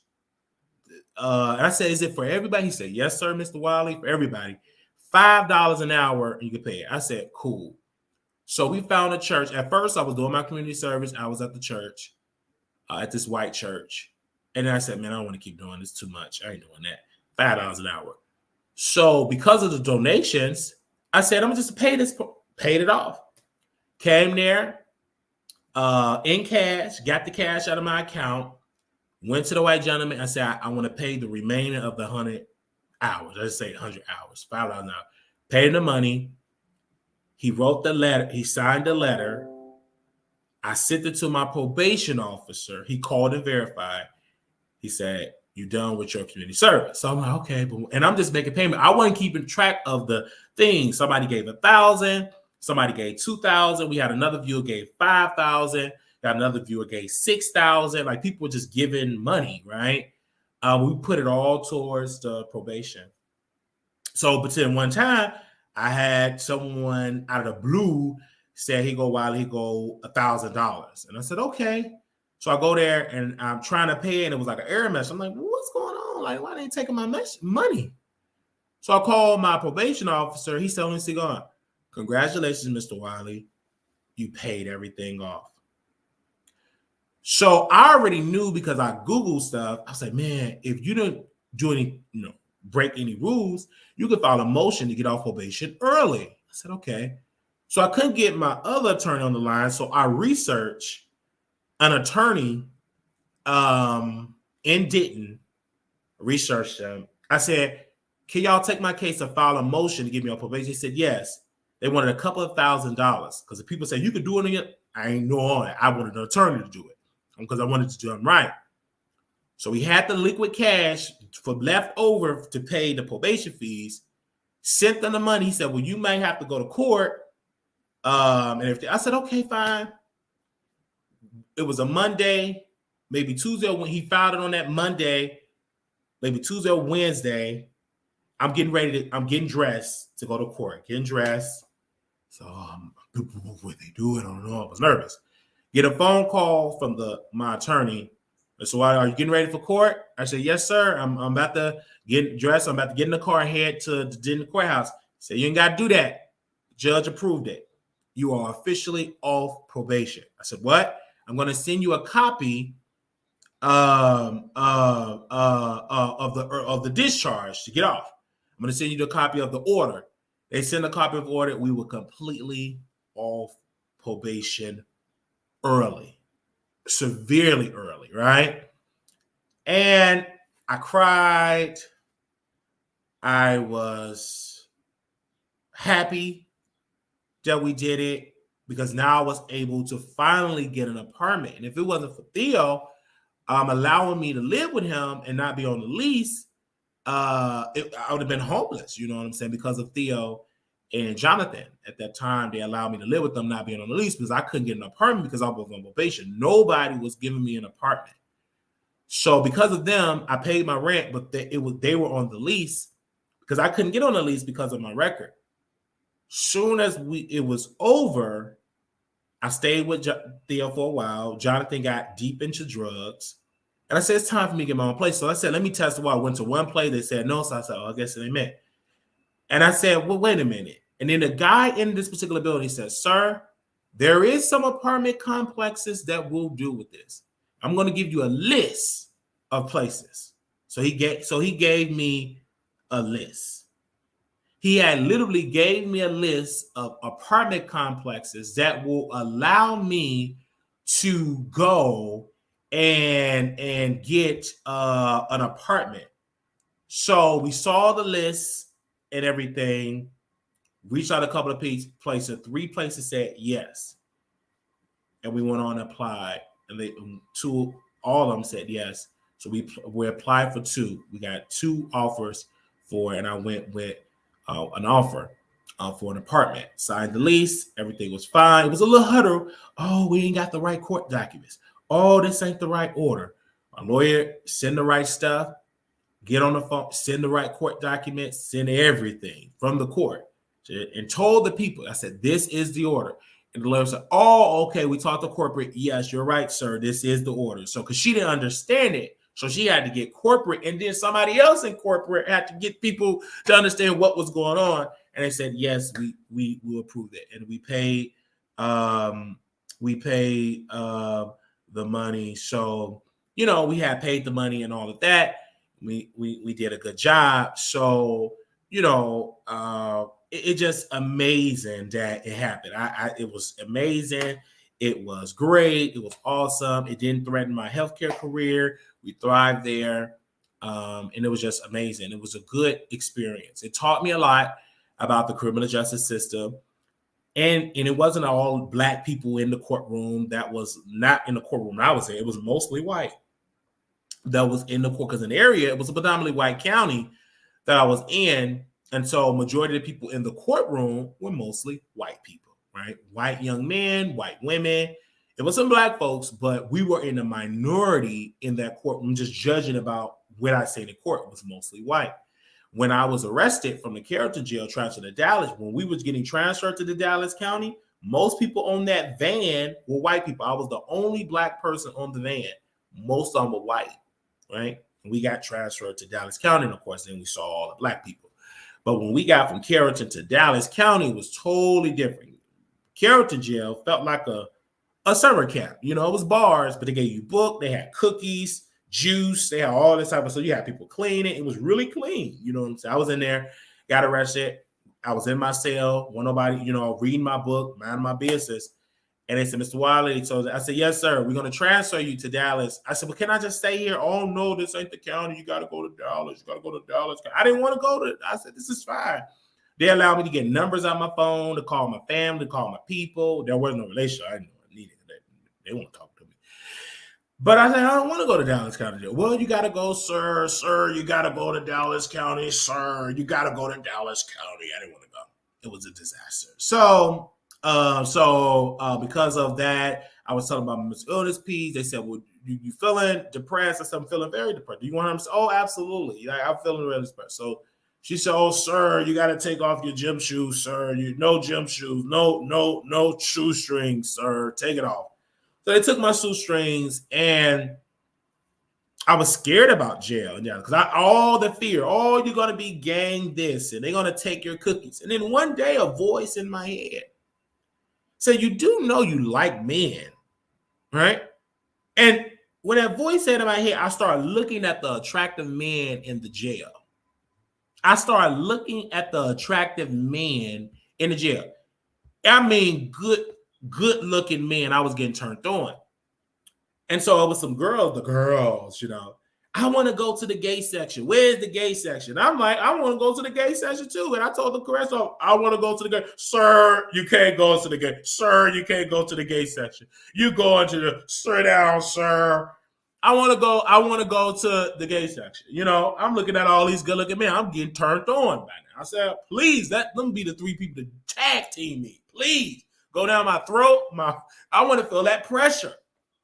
So, no, sir, you're not going there, sir. So, all of them go there. So, I go to a cell by myself, and there's a phone in there. So, we were able to call Jonathan. And I said, you got to get me out of here, Jonathan. I'm in jail. Post the bill. So, he posted the bill. He went and he had to take Ubers in there, and he posted the bill. All right. So the next, mind you, I'm in the mental ward, right? It was crazy. Like I couldn't believe it was a disaster. They was doing all type of weird stuff in there. I was in there, so by myself in a paper gown, and the nurse was like, "Well, what medicine are you on?" From the Parkland hospital. They work with the county jail. So I don't know what medicine I'm on. Well, we need to know your medicine, sir. I said, I don't know the medicine I'm on. I don't know the medicine. I want my mommy. Don't worry about it, sir. We're going to give you some medicine. So they gave me something. It made me feel weird and a little dizzy, and I just went to sleep. So I got up, woke up, and then the correction officer said, Mr. Wiley, and the medical team said, are you okay? Do you want to harm yourself today, sir? I said, no, I don't want to harm myself today. Are you sure? I said, no, sir, and everything. So when you leave, I will give you resources. So I said, resources, what's going on? You got to follow us. I didn't know what was going on. I said, okay. I said, where are we going? He said, you're going home. Somebody posts your bail. I said, oh, who posts my bail? I don't know about that. Okay. I didn't believe it. So we go to another section. We end up hours and hours and hours. And everybody in there was saying, you're going home. We all go home. We all post bail. So you're getting released. Some people were getting released. They had time served. So I said, okay. Yeah. So they said, Mr. Wiley. So, yeah. And I got discharged. I didn't know where I was. I didn't know Google or anything. So someone gave me bus fare for me to get on the train to get back home. And then I went to the bail bondsman place and I paid some more money. And I told Tank, I said, give me about 1 or 2 checks. Give me about 1 or 2 pay periods and I'll pay your money back. The first pay period, because we did a lot of overtime, we paid him back. He said, wow, you paid me back so fast. I said, yes, sir, I paid you back. Gave him his $500 back that he posted. I gave him that back with interest, paid my rent, didn't skip a beat. And then I made sure I could report. The reason why I look at Jaguar Wright so much, because Jag, unfortunately, she did not do right. She jumped bail. She didn't go to court. She didn't pay her bills bond, insufficient bond. It was a lot of things. Then she got more charges. We didn't do that. Thank God I wasn't stupid. So even though I was medicated and I started to listen, it was a little I resisted. But I thank God enough that I knew to go to the hospital and get treatment. Every time that I knew I would go to the ER, act a fool, and they will shoot me up with medicine and put me in the mental hospital. I've done it multiple times. Act crazy, acting weird. And they said, what is going on? They would have me speak to the case, the social worker, people, and they would shoot me up with medicine. And next thing you know, I'm waking up in a mental institute. That happened a couple of times. And then I worked at one particular job. I called the scheduler. I said, I want to end my life. She hung up the phone. I called Carrollton Police. They show up. They bring me to a hospital. And I talked to my mom, and she didn't understand. She said, get over it. Get your life together. And I said, oh, blah, blah. I was in there crying. And they transferred me to another mental. It was no longer, because a couple of times it was a great nurse, but this particular time they took me to a better hospital. I forgot the name of it. It was really nice, right? I was able to get my medicine. I was able to cooperate. I was able to do all these type of things. So everything was well. Everything happened. Everything was great. Everything was beautiful. It was just all around. It was just great. Like everything was good. Met a great doctor there, great team there. And he pretty much told me, echo. He said, "Sir, you got to take your medicine." I said, "Okay." He said, "Because when you don't sleep, you get extremely manic. You hear voices. You got to take your medicine. It helps you with your chemical imbalance." He said, "You do good, but you don't take your medicine. You're not going to your appointments. You're not doing right. And that's why you keep coming back to the hospital. Take your meds. If you take your meds, you will live a better life. You will not keep coming back here. You will not keep feeling like you want to end your life. Just take your meds." And so I listened. We found an organization that we took the meds. Still a little resistant. It was much, much, much, much better. So even though when I get a little bit manic, it is a balance, but the medicine is there. So I haven't been hospitalized in a long time. So the medicine is there. Even when the doses don't work, if I cooperate with the psych doctor, she will help with the doses, and it's much, much, much, much, much, much, much, much better. When I look at Jaguar Wright's situation, she didn't do that. She's in strong denial. She's hard-headed. She don't take her meds, and she's getting more charges, more charges, more charges. When I saw her eat her son's ashes, I said, this is a sign of the early stages of her demise. She's on a dangerous path. And then she went to the police station, another dangerous move. And then finally, because I said, wow, I said, guys, okay, let me just lock you down, because the path that you on, you ain't going to make it. You ain't going to survive. The path that you are on, sis, you ain't going to make it. So she get rearrested, and she's in there for a little bit of time. All that could have been avoided if she would have went to her psych doctor, her therapy, and took her medication. Yes, they can have all the mental treatment in the world, but if you are not doing what they tell you to do, you go in right back at square one, and she's back behind bars because she didn't do right. And nobody was telling that woman, take your meds, like they tell Wiley, take your meds. They never tell Jack to take her meds. She eat her son ashes. She going to the leasing office. She's cussing after the police. You don't see Wiley doing that. No, they didn't encourage that woman to take her meds. They forgotten about it because the narrative they never told. You have other YouTubers saying, Wiley, take your meds. You ain't said it about Jag. We on our medication. That woman didn't take her meds. She ate her son's ashes, got arrested again, had to sit in Louisiana until Texas picked her up, and she's still sitting in jail. You understand that? Nowhere in the world. She have been a danger to society, not taking her medication. And these people are supposed to be her friends, supposed to be her allies, and they never told that woman the truth to say, sister, take your medication. They didn't care. They only wanted to know about Goomba, her life, celebrities. They sucked the energy out of her, and now she's behind bars with serious charges. It's so serious that this woman not cooperated. She's mentally incompetent. She telling them folks she want to go to trial. And the judge, because it's a good judge, hold up. They tell her this woman is not mentally capable because she ain't cooperating. So the judge stepped in and he used his discretion to say, hey, we're going to give you a mental psych eval to see if you even fit for trial. Because we're trying to give you in court hearings. You ain't cooperate. It's in a court document. She can't cooperate because of her behavior. She definitely need help. She's in serious need. You understand me?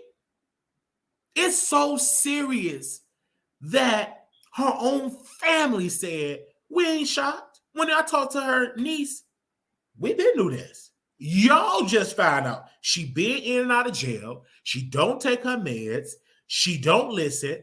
We tried to shield her son from this behavior. He started talking to her on the phone. She got in his head, I want to quit school. My mama said, I don't need no degree. I'm going to live with my mama.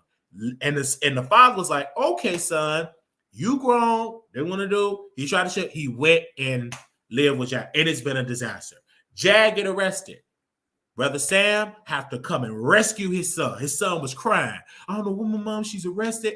I don't know where I'm at. They try to kick me out the motel. I need your help. And he had to come and rescue his son. Rescue his mother-in-law.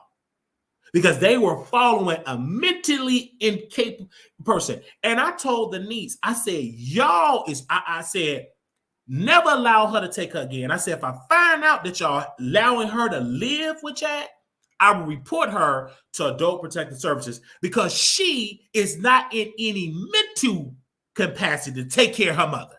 She need help. So I said, if I find out, if she get out and y'all allow her to live with Jag and she got back, I will report it because it's stupid. She's not in no mental capacity to take care of an artistic child and her mother. She ain't in no position to do that. That's too much stress, and mentally she's until she get the help. She can't help mama. She can't help her son. She need help. No, let her stay exactly where she at. And if y'all can do it, put her in a nursing home. You know what I'm saying? She can't help her mom. She traveling around in the car. She ain't nobody that well. You drive, you ain't got nowhere to go. You just driving around the car going and being. No, she's broke and she's broken and she's a disaster and it's all on YouTube. That's why they affected her in her case. They got all this evidence against her. And if she ain't careful, she might have to be in the hospital for a couple of years. That's how mentally insane she is. And it's sad because it could have been avoided because what she had is treatable, right? It will never probably heal unless God Almighty do it. But if she take her man, she'll be fine. Now, when you take your meds, I get it. It feel like you delivered. I feel like all the time, I don't need the medication no more, right? I don't need it. I'm healed. So I feel like I'm healed. I don't need that no more. So one day I list about 2 doses. Next thing I know, I'm pacing the floor. This is the beginning stage of manic. I'm talking random to people out in the street, just random loud. Hearing voices, ain't sleeping. I said, oh, I'm manic. So I said, let me get back on the medicine because it's tricky because and I told my doctor, I said, well, why do I think that I don't need it? She said it. She said, Mr. Wiley, you think you don't need the medication because it is working. And most of the patients, because they don't really feel manic because they're on the medication, they stop taking it and they go back and they manic because a lot of them, they feel like they don't need it because the medication is working. Oh, really? So that's how, and then she said, you can skip a meal, but you cannot skip a pill. And I try to take that medicine every single day. You know, every day. Take my vitamins, medicine, prep, live my life. Living a healthy life. Now, when it comes to the weight gain, we're working on that. And we're doing a good job. It's much, much better than what it is. She told me 2 years ago, not this particular doctor, said, Wiley, because of the medicine you want, it's going to increase your appetite. I was a skinny dude when I went up in there. So I suggest, do what I tell all my patients, have a workout regimen, eat vegetables and don't eat all the rest of it, or workout regimen. I didn't do that. My appetite did increase, plus the marijuana. Like, I just had to eat. But so that. And then one day she said, you need to cut out the marijuana with this medicine. It's not good. It's increasing your appetite. You need to work out. And so so that's what I have to do. So now I don't have that appetite like I used to, 3, 4, 5. I used to eat about 3 to 4 times a day. And a lot of toxic food. Now I'm down to most days, like 1 meal a day. Sometimes I eat breakfast. If I may forget, like some boiled eggs and about 1 meal a day. Sometimes 2 meals a day. But, you know, my appetite have shifted and I've noticed it. And I said, well, what have I cut out? I was like, oh, it was the weed. I cut the marijuana because at that time I was a heavy weed smoker. I picked that habit up, following friends and whatever the case may be, trying to be all, cool, and bringing guys over and you don't know how to do, then.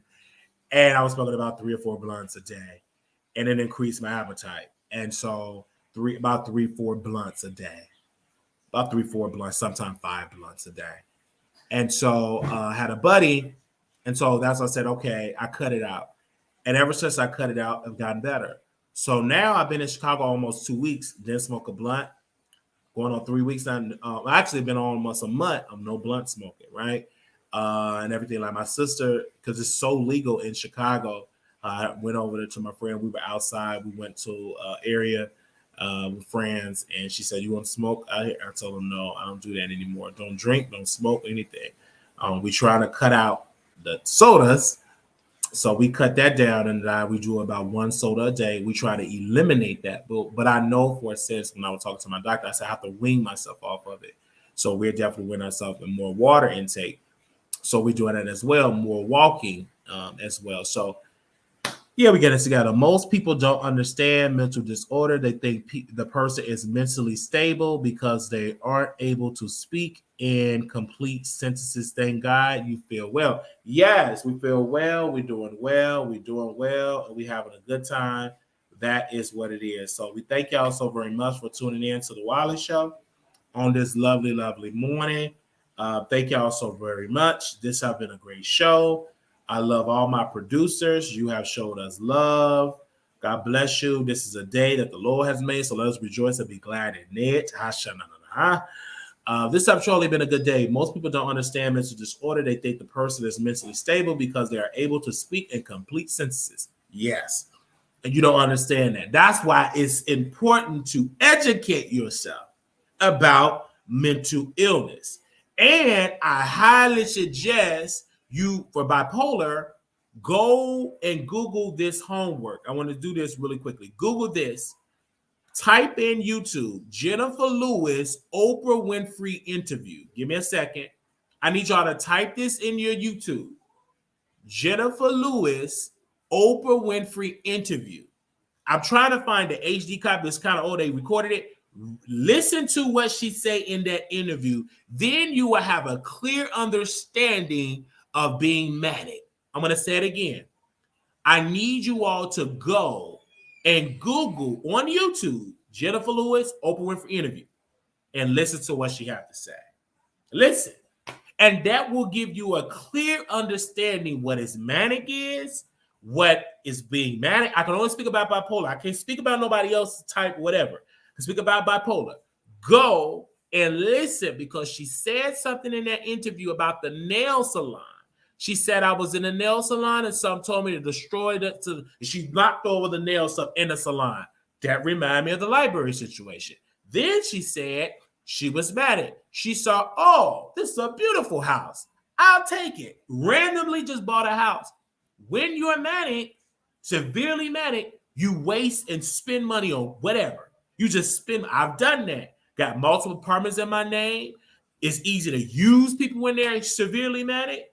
So I did that. It was a coworker. A little quick story. It was a coworker. She was couldn't get an apartment, and I was severe. I didn't know that then. I was severely mad. Oh, no problem. Let's go to this other apartment. I get it in my name, and I got approved. This was before the library situation. This is before that. So I didn't know. I thought I was on top of the world. Oh, fine. I got stuck with 2 apartments, and then manic, and then I shifted on and started cussing out, calling the cops on her. And then we ended it. I said, get out. I cussed out like a dog. And so I was stuck with 2 apartments. She had to leave. She wasn't the person on the lease, right? So they kicked her. They said, ma'am, you ain't on the lease. Well, I paid him all this money. They said, ma'am, you got to leave. Your name is not on the lease. And what is this is trespass. You have to leave. What about my son? I told her, I said, your son can stay, but you got to leave. No, I told her. I was just saying, if this is your son, I said, no, this is my godson. So the officer told the lady, she said, do he have custody? He ain't got no blankety blank custody of my blankety blank. This F word ain't got no custody of my son. And that, instead he was like, ma'am, calm down. Well, you have to leave, ma'am. Do y'all have a place? You could drop me off at my auntie house. So aunt came on, and I did a lot of other stuff. Like I had reported her to Child Protective Services and stuff like that. They investigated and everything. But her aunt stepped in and gave her proper housing, and they shipped her back to Mississippi. Her and her son. She just went back to Mississippi because the reason why we kind of fell out is because I said your man can't stay here. This is for you and your son. If I find out your man is staying here, you get kicked out because she didn't listen. She had her man staying there, and I said I don't agree with your man staying there.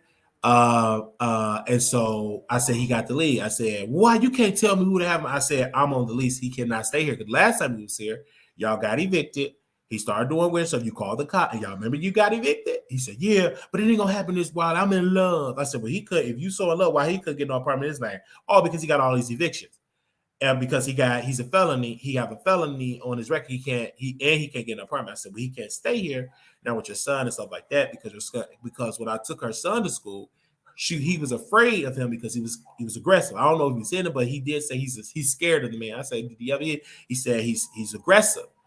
So the young boy was scared. So I said, he can't stay here. And I wasn't in my right mental. I was taking the young boy to school and everything. I said, he can't stay. So when I found out I had the key, so the lady reached out to me and she was saying, your sister, because I kept saying that was my sister. And the guy, oh yeah, the little boy was my nephew. She said, she's Hispanic. We went to the apartment. She said, let me sit you down. I know you're trying to help her, but she about to get you thrown out. She about to get you messed up because she keep cussing out the maintenance people. And she was so loud. And the maintenance people was hurt that she was cussing them out because somehow she had the wrong key. She couldn't get in the apartment. Instead of her calling me, she cussed out the maintenance people. You go down there and tell them that your uncle, blah, blah, blah. Cuss that man, belittle that man. The Latino lady pulled me in an apartment and said, is she on drugs? Oh, I'm so sorry. It seemed like she was extremely drunk. And when she was a drinker. And I didn't know that then. I know that now because she was drunk. Because and I told her, I said, you shouldn't do that. You know what I'm saying? Because the lady called me from when I was at work. She said, you need to get to this apartment now. I said, now? She said, now. So I leave work at 2:00, go drive that to the apartment. And then that's when it just went off. So I called the cops. We got her removed out of the apartment. I said, you can't be there.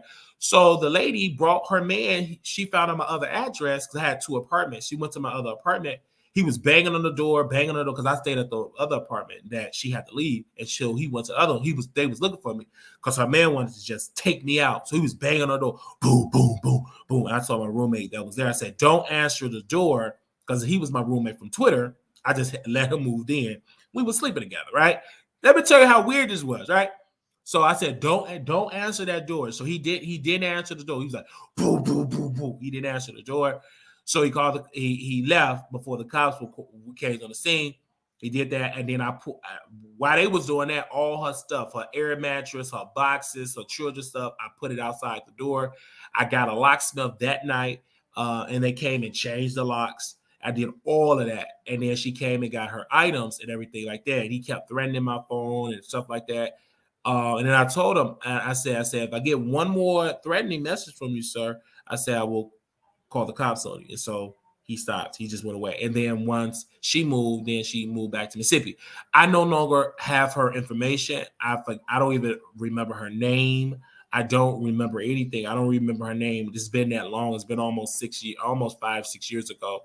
That's how long it's been. So I don't know where she's at. I don't have her number, but it's been that long. You know what I'm saying? I was extremely manic. I met somebody on Twitter. I liked him. I said, hey, you come live with me. He said, really? So he paid about $250, and it was mainly about sex, and we were sex buddies, right? And so then I shifted on him. This is when I know the bipolar one. It was all good. And then one day I wanted him to take me to the store, and he said, well, I'm playing my Wii game. I'm playing my game system. I said, well, I need to go to the store now. He said, I'll take you to the store to calm down, dude. I'm gonna take you to the store when I get done playing my game. I said, okay. But I said, no, you ain't gonna do me like that. And then them voices said, he laughing at you. You gonna let him do you like that? So I snatched the internet cord after a while. I snatched the internet cord. He said, what's going on? I said, I don't know what's going on with the internet. I don't know. So can we go to the store right now? Because the internet is down. And I snatched the internet cord. So he went on. And he said, but did you just snatch the internet cord? Why would you do that? I said, I had to do that. I need to go to the store right now. He was kind of scared of me because I was a big guy. He was, So we get in the car, we go to the store. I'm just grabbing stuff that I don't need, spending money that I don't need, bad stuff that I don't need, bad tissue I didn't already, but I'm just spending money I don't have, right? Because when you're manic, you feel good, you just want to spend money. So I spend money and all that type of stuff. And then he started getting afraid of me. He stopped coming to the apartment. So I was cussing at my mom, calling people, calling the church. He saw it all. Like, y'all don't know who he existed. One day I may have him on the show. I was extremely paranoid. I was calling the church, harassing the church. He heard it all. Posting my uncle pictures on Jack, A for A, Grinder, getting people to call him, calling the cops on my uncle, calling the Adult Protective Services, like all that type of stuff. He's seen it all, writing letters to the IRS, like doing all this type of stuff, and all this cussing out people and getting cussed out by other church members in their family.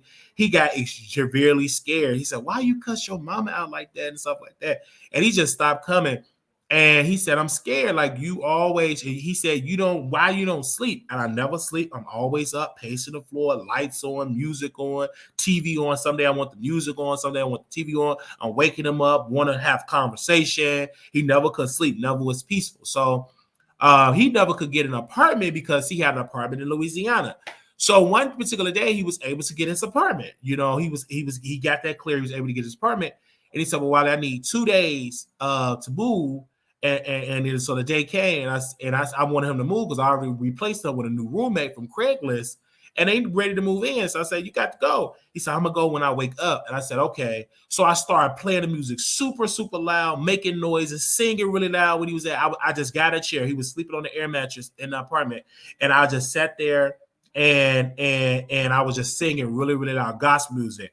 I know the Lord will make a way. And I was singing really, really, really, really loud, really, really, really loud. I was flicking on the lights, upside down. And so finally he said, "I'm tired of this. You're crazy." And I was like, "I ain't crazy," but I started cussing him out. "Take your air mattress." So he got his air mattress, he got his stuff, and he just went on. And so went on. Then I had a roommate from Craigslist, just a random stranger, just took a picture of her ID and everything. So she was a security officer, had her moved into the apartment to share his set of the rent. I already got another apartment that about to go. And so I moved out of that one. And it was no brand new. I was on there for a couple of months, didn't even know damage. So the leasing officer said, "We got somebody to lease the apartment. You just pay the difference. We won't put an eviction because you moved out. We won't even waste our time filing the paperwork. We didn't already lease that apartment. You pay that 1 month and pay that." And so we paid that one. We paid the difference, pay that, and then we had another apartment. So he already left, and then that's when the library situation, it was a disaster. I was up all day, papers everywhere, men coming in and out. And she kept saying, "Well, why you got all these men coming?" "I don't know, I'm doing a show." "And no, you ain't doing no show. You having sex with these people. Do you know these people?" I said, "No, I don't know these people. They ain't none of your business, B. Who I have in my public. If you don't like it, you can leave, B." I was cussing out like a dog. She said, "Oh, you ain't gonna cuss me out like that." And then she closed the door, whatever the case may be. So I would have there multiple people. And then she would be gone, like, and she would leave, and then she told me, she said, "Wiley, can you please just stop having sex in the living room? Because I'm trying to go to work. Like, I need to walk in. You just got all these random dudes in here." I said, "No, I'm not doing that." So she would have to put a security uniform on, leave while I'm getting it in, like getting it in with the guys, and she would have to leave, open up the door, and she would do this, like, leave it. It was just so strange. Like, I was ruthless, right? And I'll be just getting it in, right? And they didn't care. You know what I'm saying? They said, "Oh, it's just," I said, "Don't worry about that. We doing this. You don't worry about the you and me." Blah, blah, blah, blah. And so she would leave the apartment just doing that and everything like that, blah, blah, blah. And so they would leave, and I would get the number and stuff like that. And then, of course, I would go back to Theo in the apartment. And there was one particular guy Theo had. I wanted him. He had a bike. He would ride a bike there. I said, "Oh, I want him." I said, "Oh, he's on Jack." Because I had the Jack app. He's 0.0. That means you in the house. So I reached out to him under another identity, another face. And so he came there. I'm butt naked, came there. We started getting it. To this day, we still friends to this day. I can't say his name because I don't want to put his business out there because they'll cover. We still cool to this day, really tight. But we met under false pretense, and it's like so amazing. And he told me, he said, "I would have came and seen you anyway, and you don't need the catfish." It was just the second, it was just incredible. I didn't know, like, I've always been like horror, but this time my sexual appetite was just woo. It was my hormones was through the roof. So he leave, get another guy, whether you fat, white, it didn't matter. I just need to get it in. And it was like It was so like it was like people was coming in like a revolving door. That person leave, that another person go, another person go, another person go. It was just that revolving. It was just that revolving. It was just that good rotation, that good, because the apartment that I stayed in, I could see the guys coming up. They could see me because there's no blinds or anything, and they could see me and everything like that. And then I'm completely like nude, right? Either you come in or you don't. It's no dark. It's during the daytime. So all of the guys came, right? Then they would tell my cousin, oh, you know your cousin, oh, he does that. So I would do it, and it was incredible. It was incredible in the living room and everything. Now, mind you, I wasn't eating. During that time, I had a 6-pack because my body, that was the most fit. I was not eating, malnourished, wasn't drinking no water, but I was just getting it in. Boom, boom, boom, boom, boom. I didn't even wash up. Only thing that I did was just, I didn't even wash up. No, I didn't even wash. I just put deodorant on, didn't take no showers, just clean it up and just boom, boom, just doing it over and over and over. That's how it was. Didn't know that this is the part of I was a complete top. I wasn't no bottom. Complete top. Complete top. Wasn't nobody. It's just complete top. Boom, boom, boom, boom. You're like, and I would say different stuff in their ear. It was incredible. You know, it felt good. Like it was like a high, like, you know, it was really good. And so, and then eventually, like it did that. And then boom, that's when the library situation happened. And then I started watching a lot of Ms. Farrakhan videos. All day, Ms. Farrakhan, all his speeches. Then went for Michael X. Then I went to Emmett Till. And then I kept watching Emmett Till documentary over. And then my roommate, the security officer, she said, why do you keep watching Emmett Till documentary? That's not healthy. Like, you don't sleep. Like, you literally, you don't sleep. She said, when do you sleep? I sleep. You don't worry about when I sleep. So I'm up, like, you up all day. Can you turn the music down? Can you turn the TV down? You talking loud. Sometimes I'm talking literally have a whole conversation by myself, really, really loud. And I said, this is my apartment. I can do what I want. You don't worry about it. If you don't like it, you can leave. And then she said, I can't leave because I ain't got nowhere to go. I can't get no apartment. So do all that stuff. So I would turn it on and just jack it back up. And so eventually that's when the library situation, then a day happened on the library situation. And I said, I'm going to run for president of the United States. Had a website, posted on my website, running for president because President Donald Trump was in office. I said, I'm running for president. And so I thought somebody called my number and they hung up because I posted my number. Somebody called privately, and then I just called them, and I kept calling it. Like I said, I'm part of the Nation of Islam. I'm the Elijah Muhammad. Brother Ben X. Let me see if I got this old message. Do y'all know who Brother Ben X is? Let me know if y'all know who Brother Ben X is. Brother Ben X and us was talking because he was trying to get me to go to the Nation of Islam, to become a Muslim, right? He was going to come pick me up. Everything was good. But I live far from him in Texas. So we were talking. So give me a second if y'all know who Brother Ben X is. Do y'all know who Brother Ben X is? If you don't know, Google Brother Ben X. So he followed me on Twitter. In his thing is, I can go all the way back on April. Wow. Here we go. Let me go back. We go all the way back from, give me a second. We go all the way back from June 27, 2017. Hey, so where do I start? When is the next minute? Tomorrow at 7. I said, okay, check out the Final Call newspaper as well. It goes out every week covering our issues by giving a solution, our teaching in every issue. I said, thank you. Tonight, 7 p.m. I said, thank you, brother. You're going to be able to make it. Not tonight. I will be at work. I'm off Sunday and Monday. Okay, Sunday at 10. I said, okay. July 2nd, 2017. What's up, brother? Any updates? I'm coming. I said, my roommate can bring it. We are doing a question and answer with a brother at 1 p.m. Can you come to that? I'll come get you if you want. Okay, I would love to. Would you have a way or do you need a ride? I said, I need a ride. What's the address? I told him the address. And he said, and I told him, that's probably far from you. He said, oh, yeah, that's too far. I thought you was on this top. I said, no. Yeah, maybe next week you can check out the Final Call. I said the article, July 6, 2017. I said, let me help you with your radio show network. I need it. I feel you. Do you got space already? I need help reaching out to shows to come to network. Yes, I got the space already. Just need help with the administration. I said, okay, I can help you with that I can reach out to some people about doing a show, how much it costs to do a show, $60 a show every week. I'll film like the Breakfast Club and stream through my Facebook network. I said, yes. Okay, depending on how many shows they have, if they pay a month in advance, $50 a show, I said, I feel you and should do a package for a month, like 150 or something. The lowest I could do is 200 a month because I'll be filming it and making clips before. I will do a show about politics and pop culture.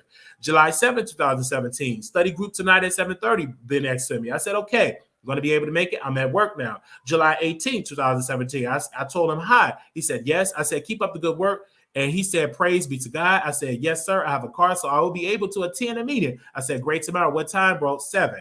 July 19th, 2017. Don't forget tonight at 7. No study group tonight. I said, okay. July 21st, 2017. Brother Ben X said, peace study group tonight at 7:30. I said, okay. July 26th, 2017. Study group tonight at 7. I said, where? Gave me the address, 7 p.m.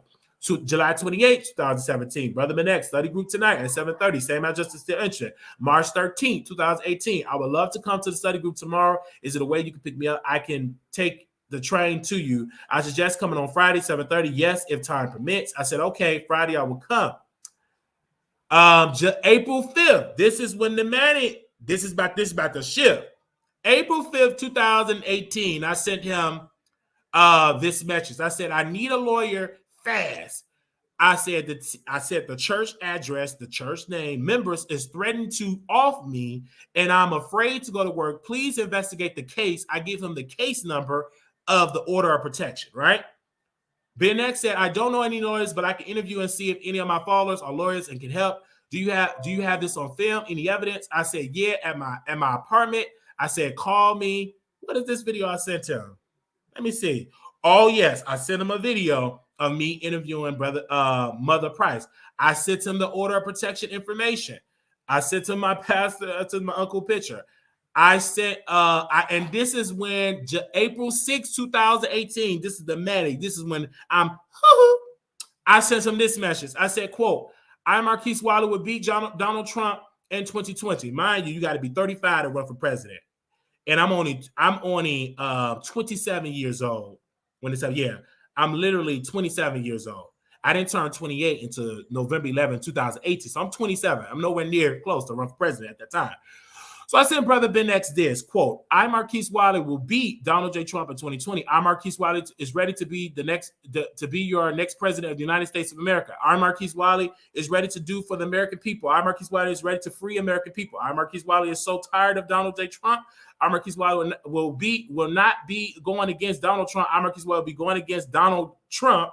The secret to beat the current administration head child of America is to be elected grown man of America.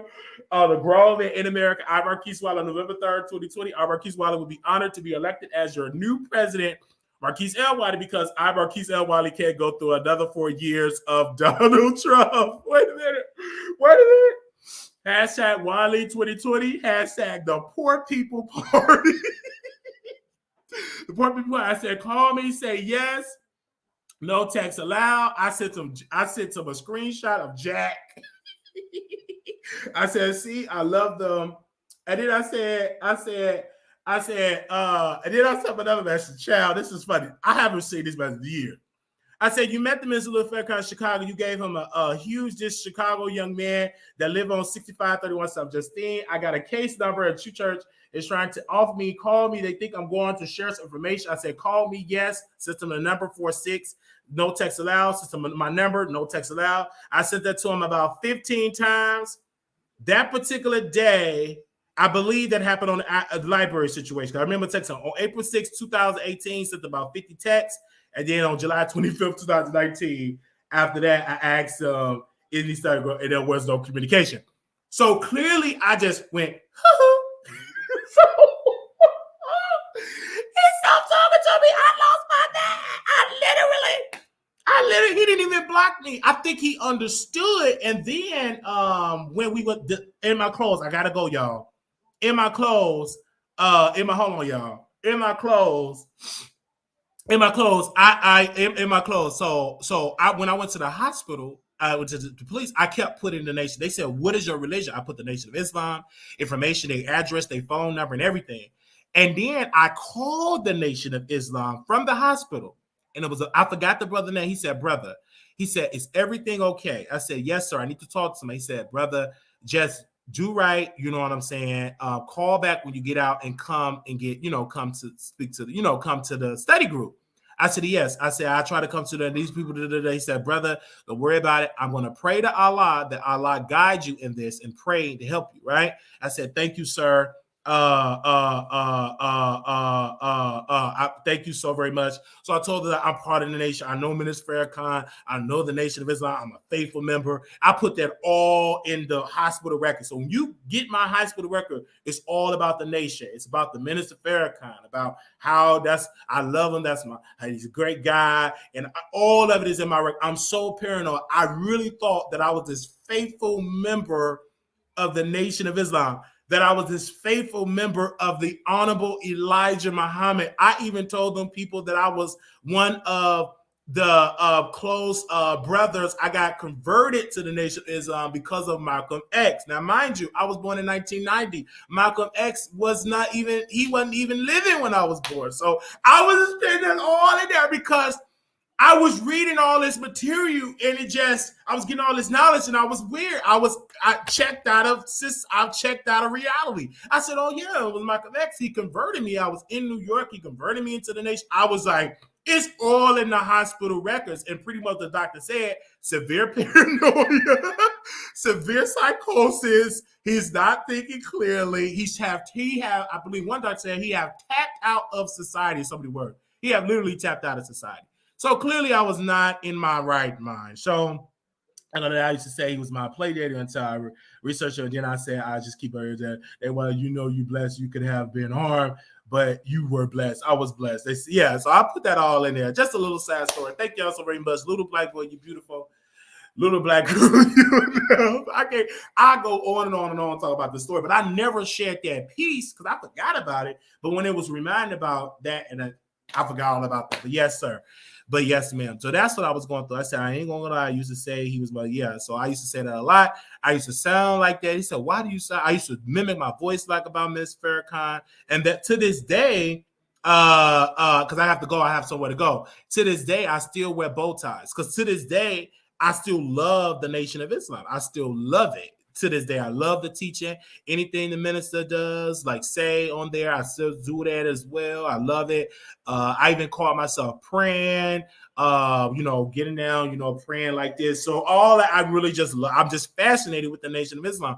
Jonathan would say, you need to stop watching that. He don't like LGBT people. I said, you don't speak about the minister like that. Don't speak ill words to me. Stop talking to me. So he already knew I had to play Minister Farrakhan. Like I've been watching forever. And I can't just stop watching. I still to this day watch Minister Farrakhan. Every time I watch Minister Farrakhan, I can't stop watching him. I love the minister. Like this old video, I love the minister. I just love the Nation of Islam. I love it. I love it. I love it. I love it. I love it. And you cannot speak ill will to the nation because they help me, in a sense, right? They come in the neighborhood. People don't understand the connection with me and the nation. Like my family, my uncle joined the Nation of Islam. He was connected into the nation. So we have some family ties to the nation. My uncle, my cousins, they went to the Muslim school on the south side, went over there. He's connected to. So I had a connection with the thing. I wanted to join the nation.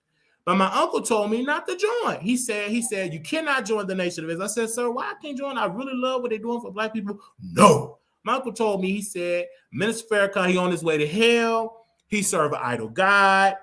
You got to serve the God of Abraham, Isaac, and Jacob. You ain't going there. I said, why I can't go there, sir? Sir, why I can't go there? I want to go see the Minister Farrakhan. I want to join the Minister Farrakhan. I start dressing like the Minister Farrakhan. And my uncle didn't like that I was talking points in the minister. I would bring it up in Sunday school. I would question scripture in the Bible. I said, I was questioning that. I would bring my hand up. I said, why didn't Jesus address like slavery? About was Jesus a black man? Is Jesus part of the original like all the stuff I was learning from the nation? I would bring it back to the church. I was like, Pastor, I don't think we should eat that pork. So at one point I stopped eating pork. And he said, what? He said, you trying to be? I started dressing like Minister Farrakhan. I started listening. He said, "You following me, and you always bringing up Minister Farrakhan. You don't never hardly bring up what I teach." And so like, I said, "I understand that. I will always bring up Minister Farrakhan. I will dress like the minister. Well, and to this day, I don't wear ties. I will wear a bow tie. Like, I will not wear ties. I would just put on the bow tie. Like it where it goes. Like I love Bing Pass. I would get the final call. I would read the final call. And to this day, I still read the final call to this day. I just love the nation. I don't know why. I just don't know why. I really, really don't know why. It fascinates me about the nation. It really does fascinate me about the nation. I don't know. It really does. It really, really, really. I don't know, y'all. I'm just a fan. I just don't know. You know what I'm saying? I'm just a fan of the nation. I really, really don't know why I'm such a fan of the nation. I can't tell you why. I'm just am. I can't tell you why, but I'm just a fan of the nation.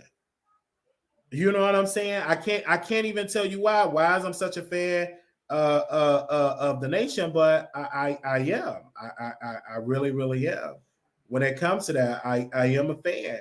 I can't tell you why. I can't tell you why it go. I just am a fan of the nation. It is what it is. What it is. I'm just a fan of the Nation of Islam. I can't tell you why, but I'm just a fan of the nation.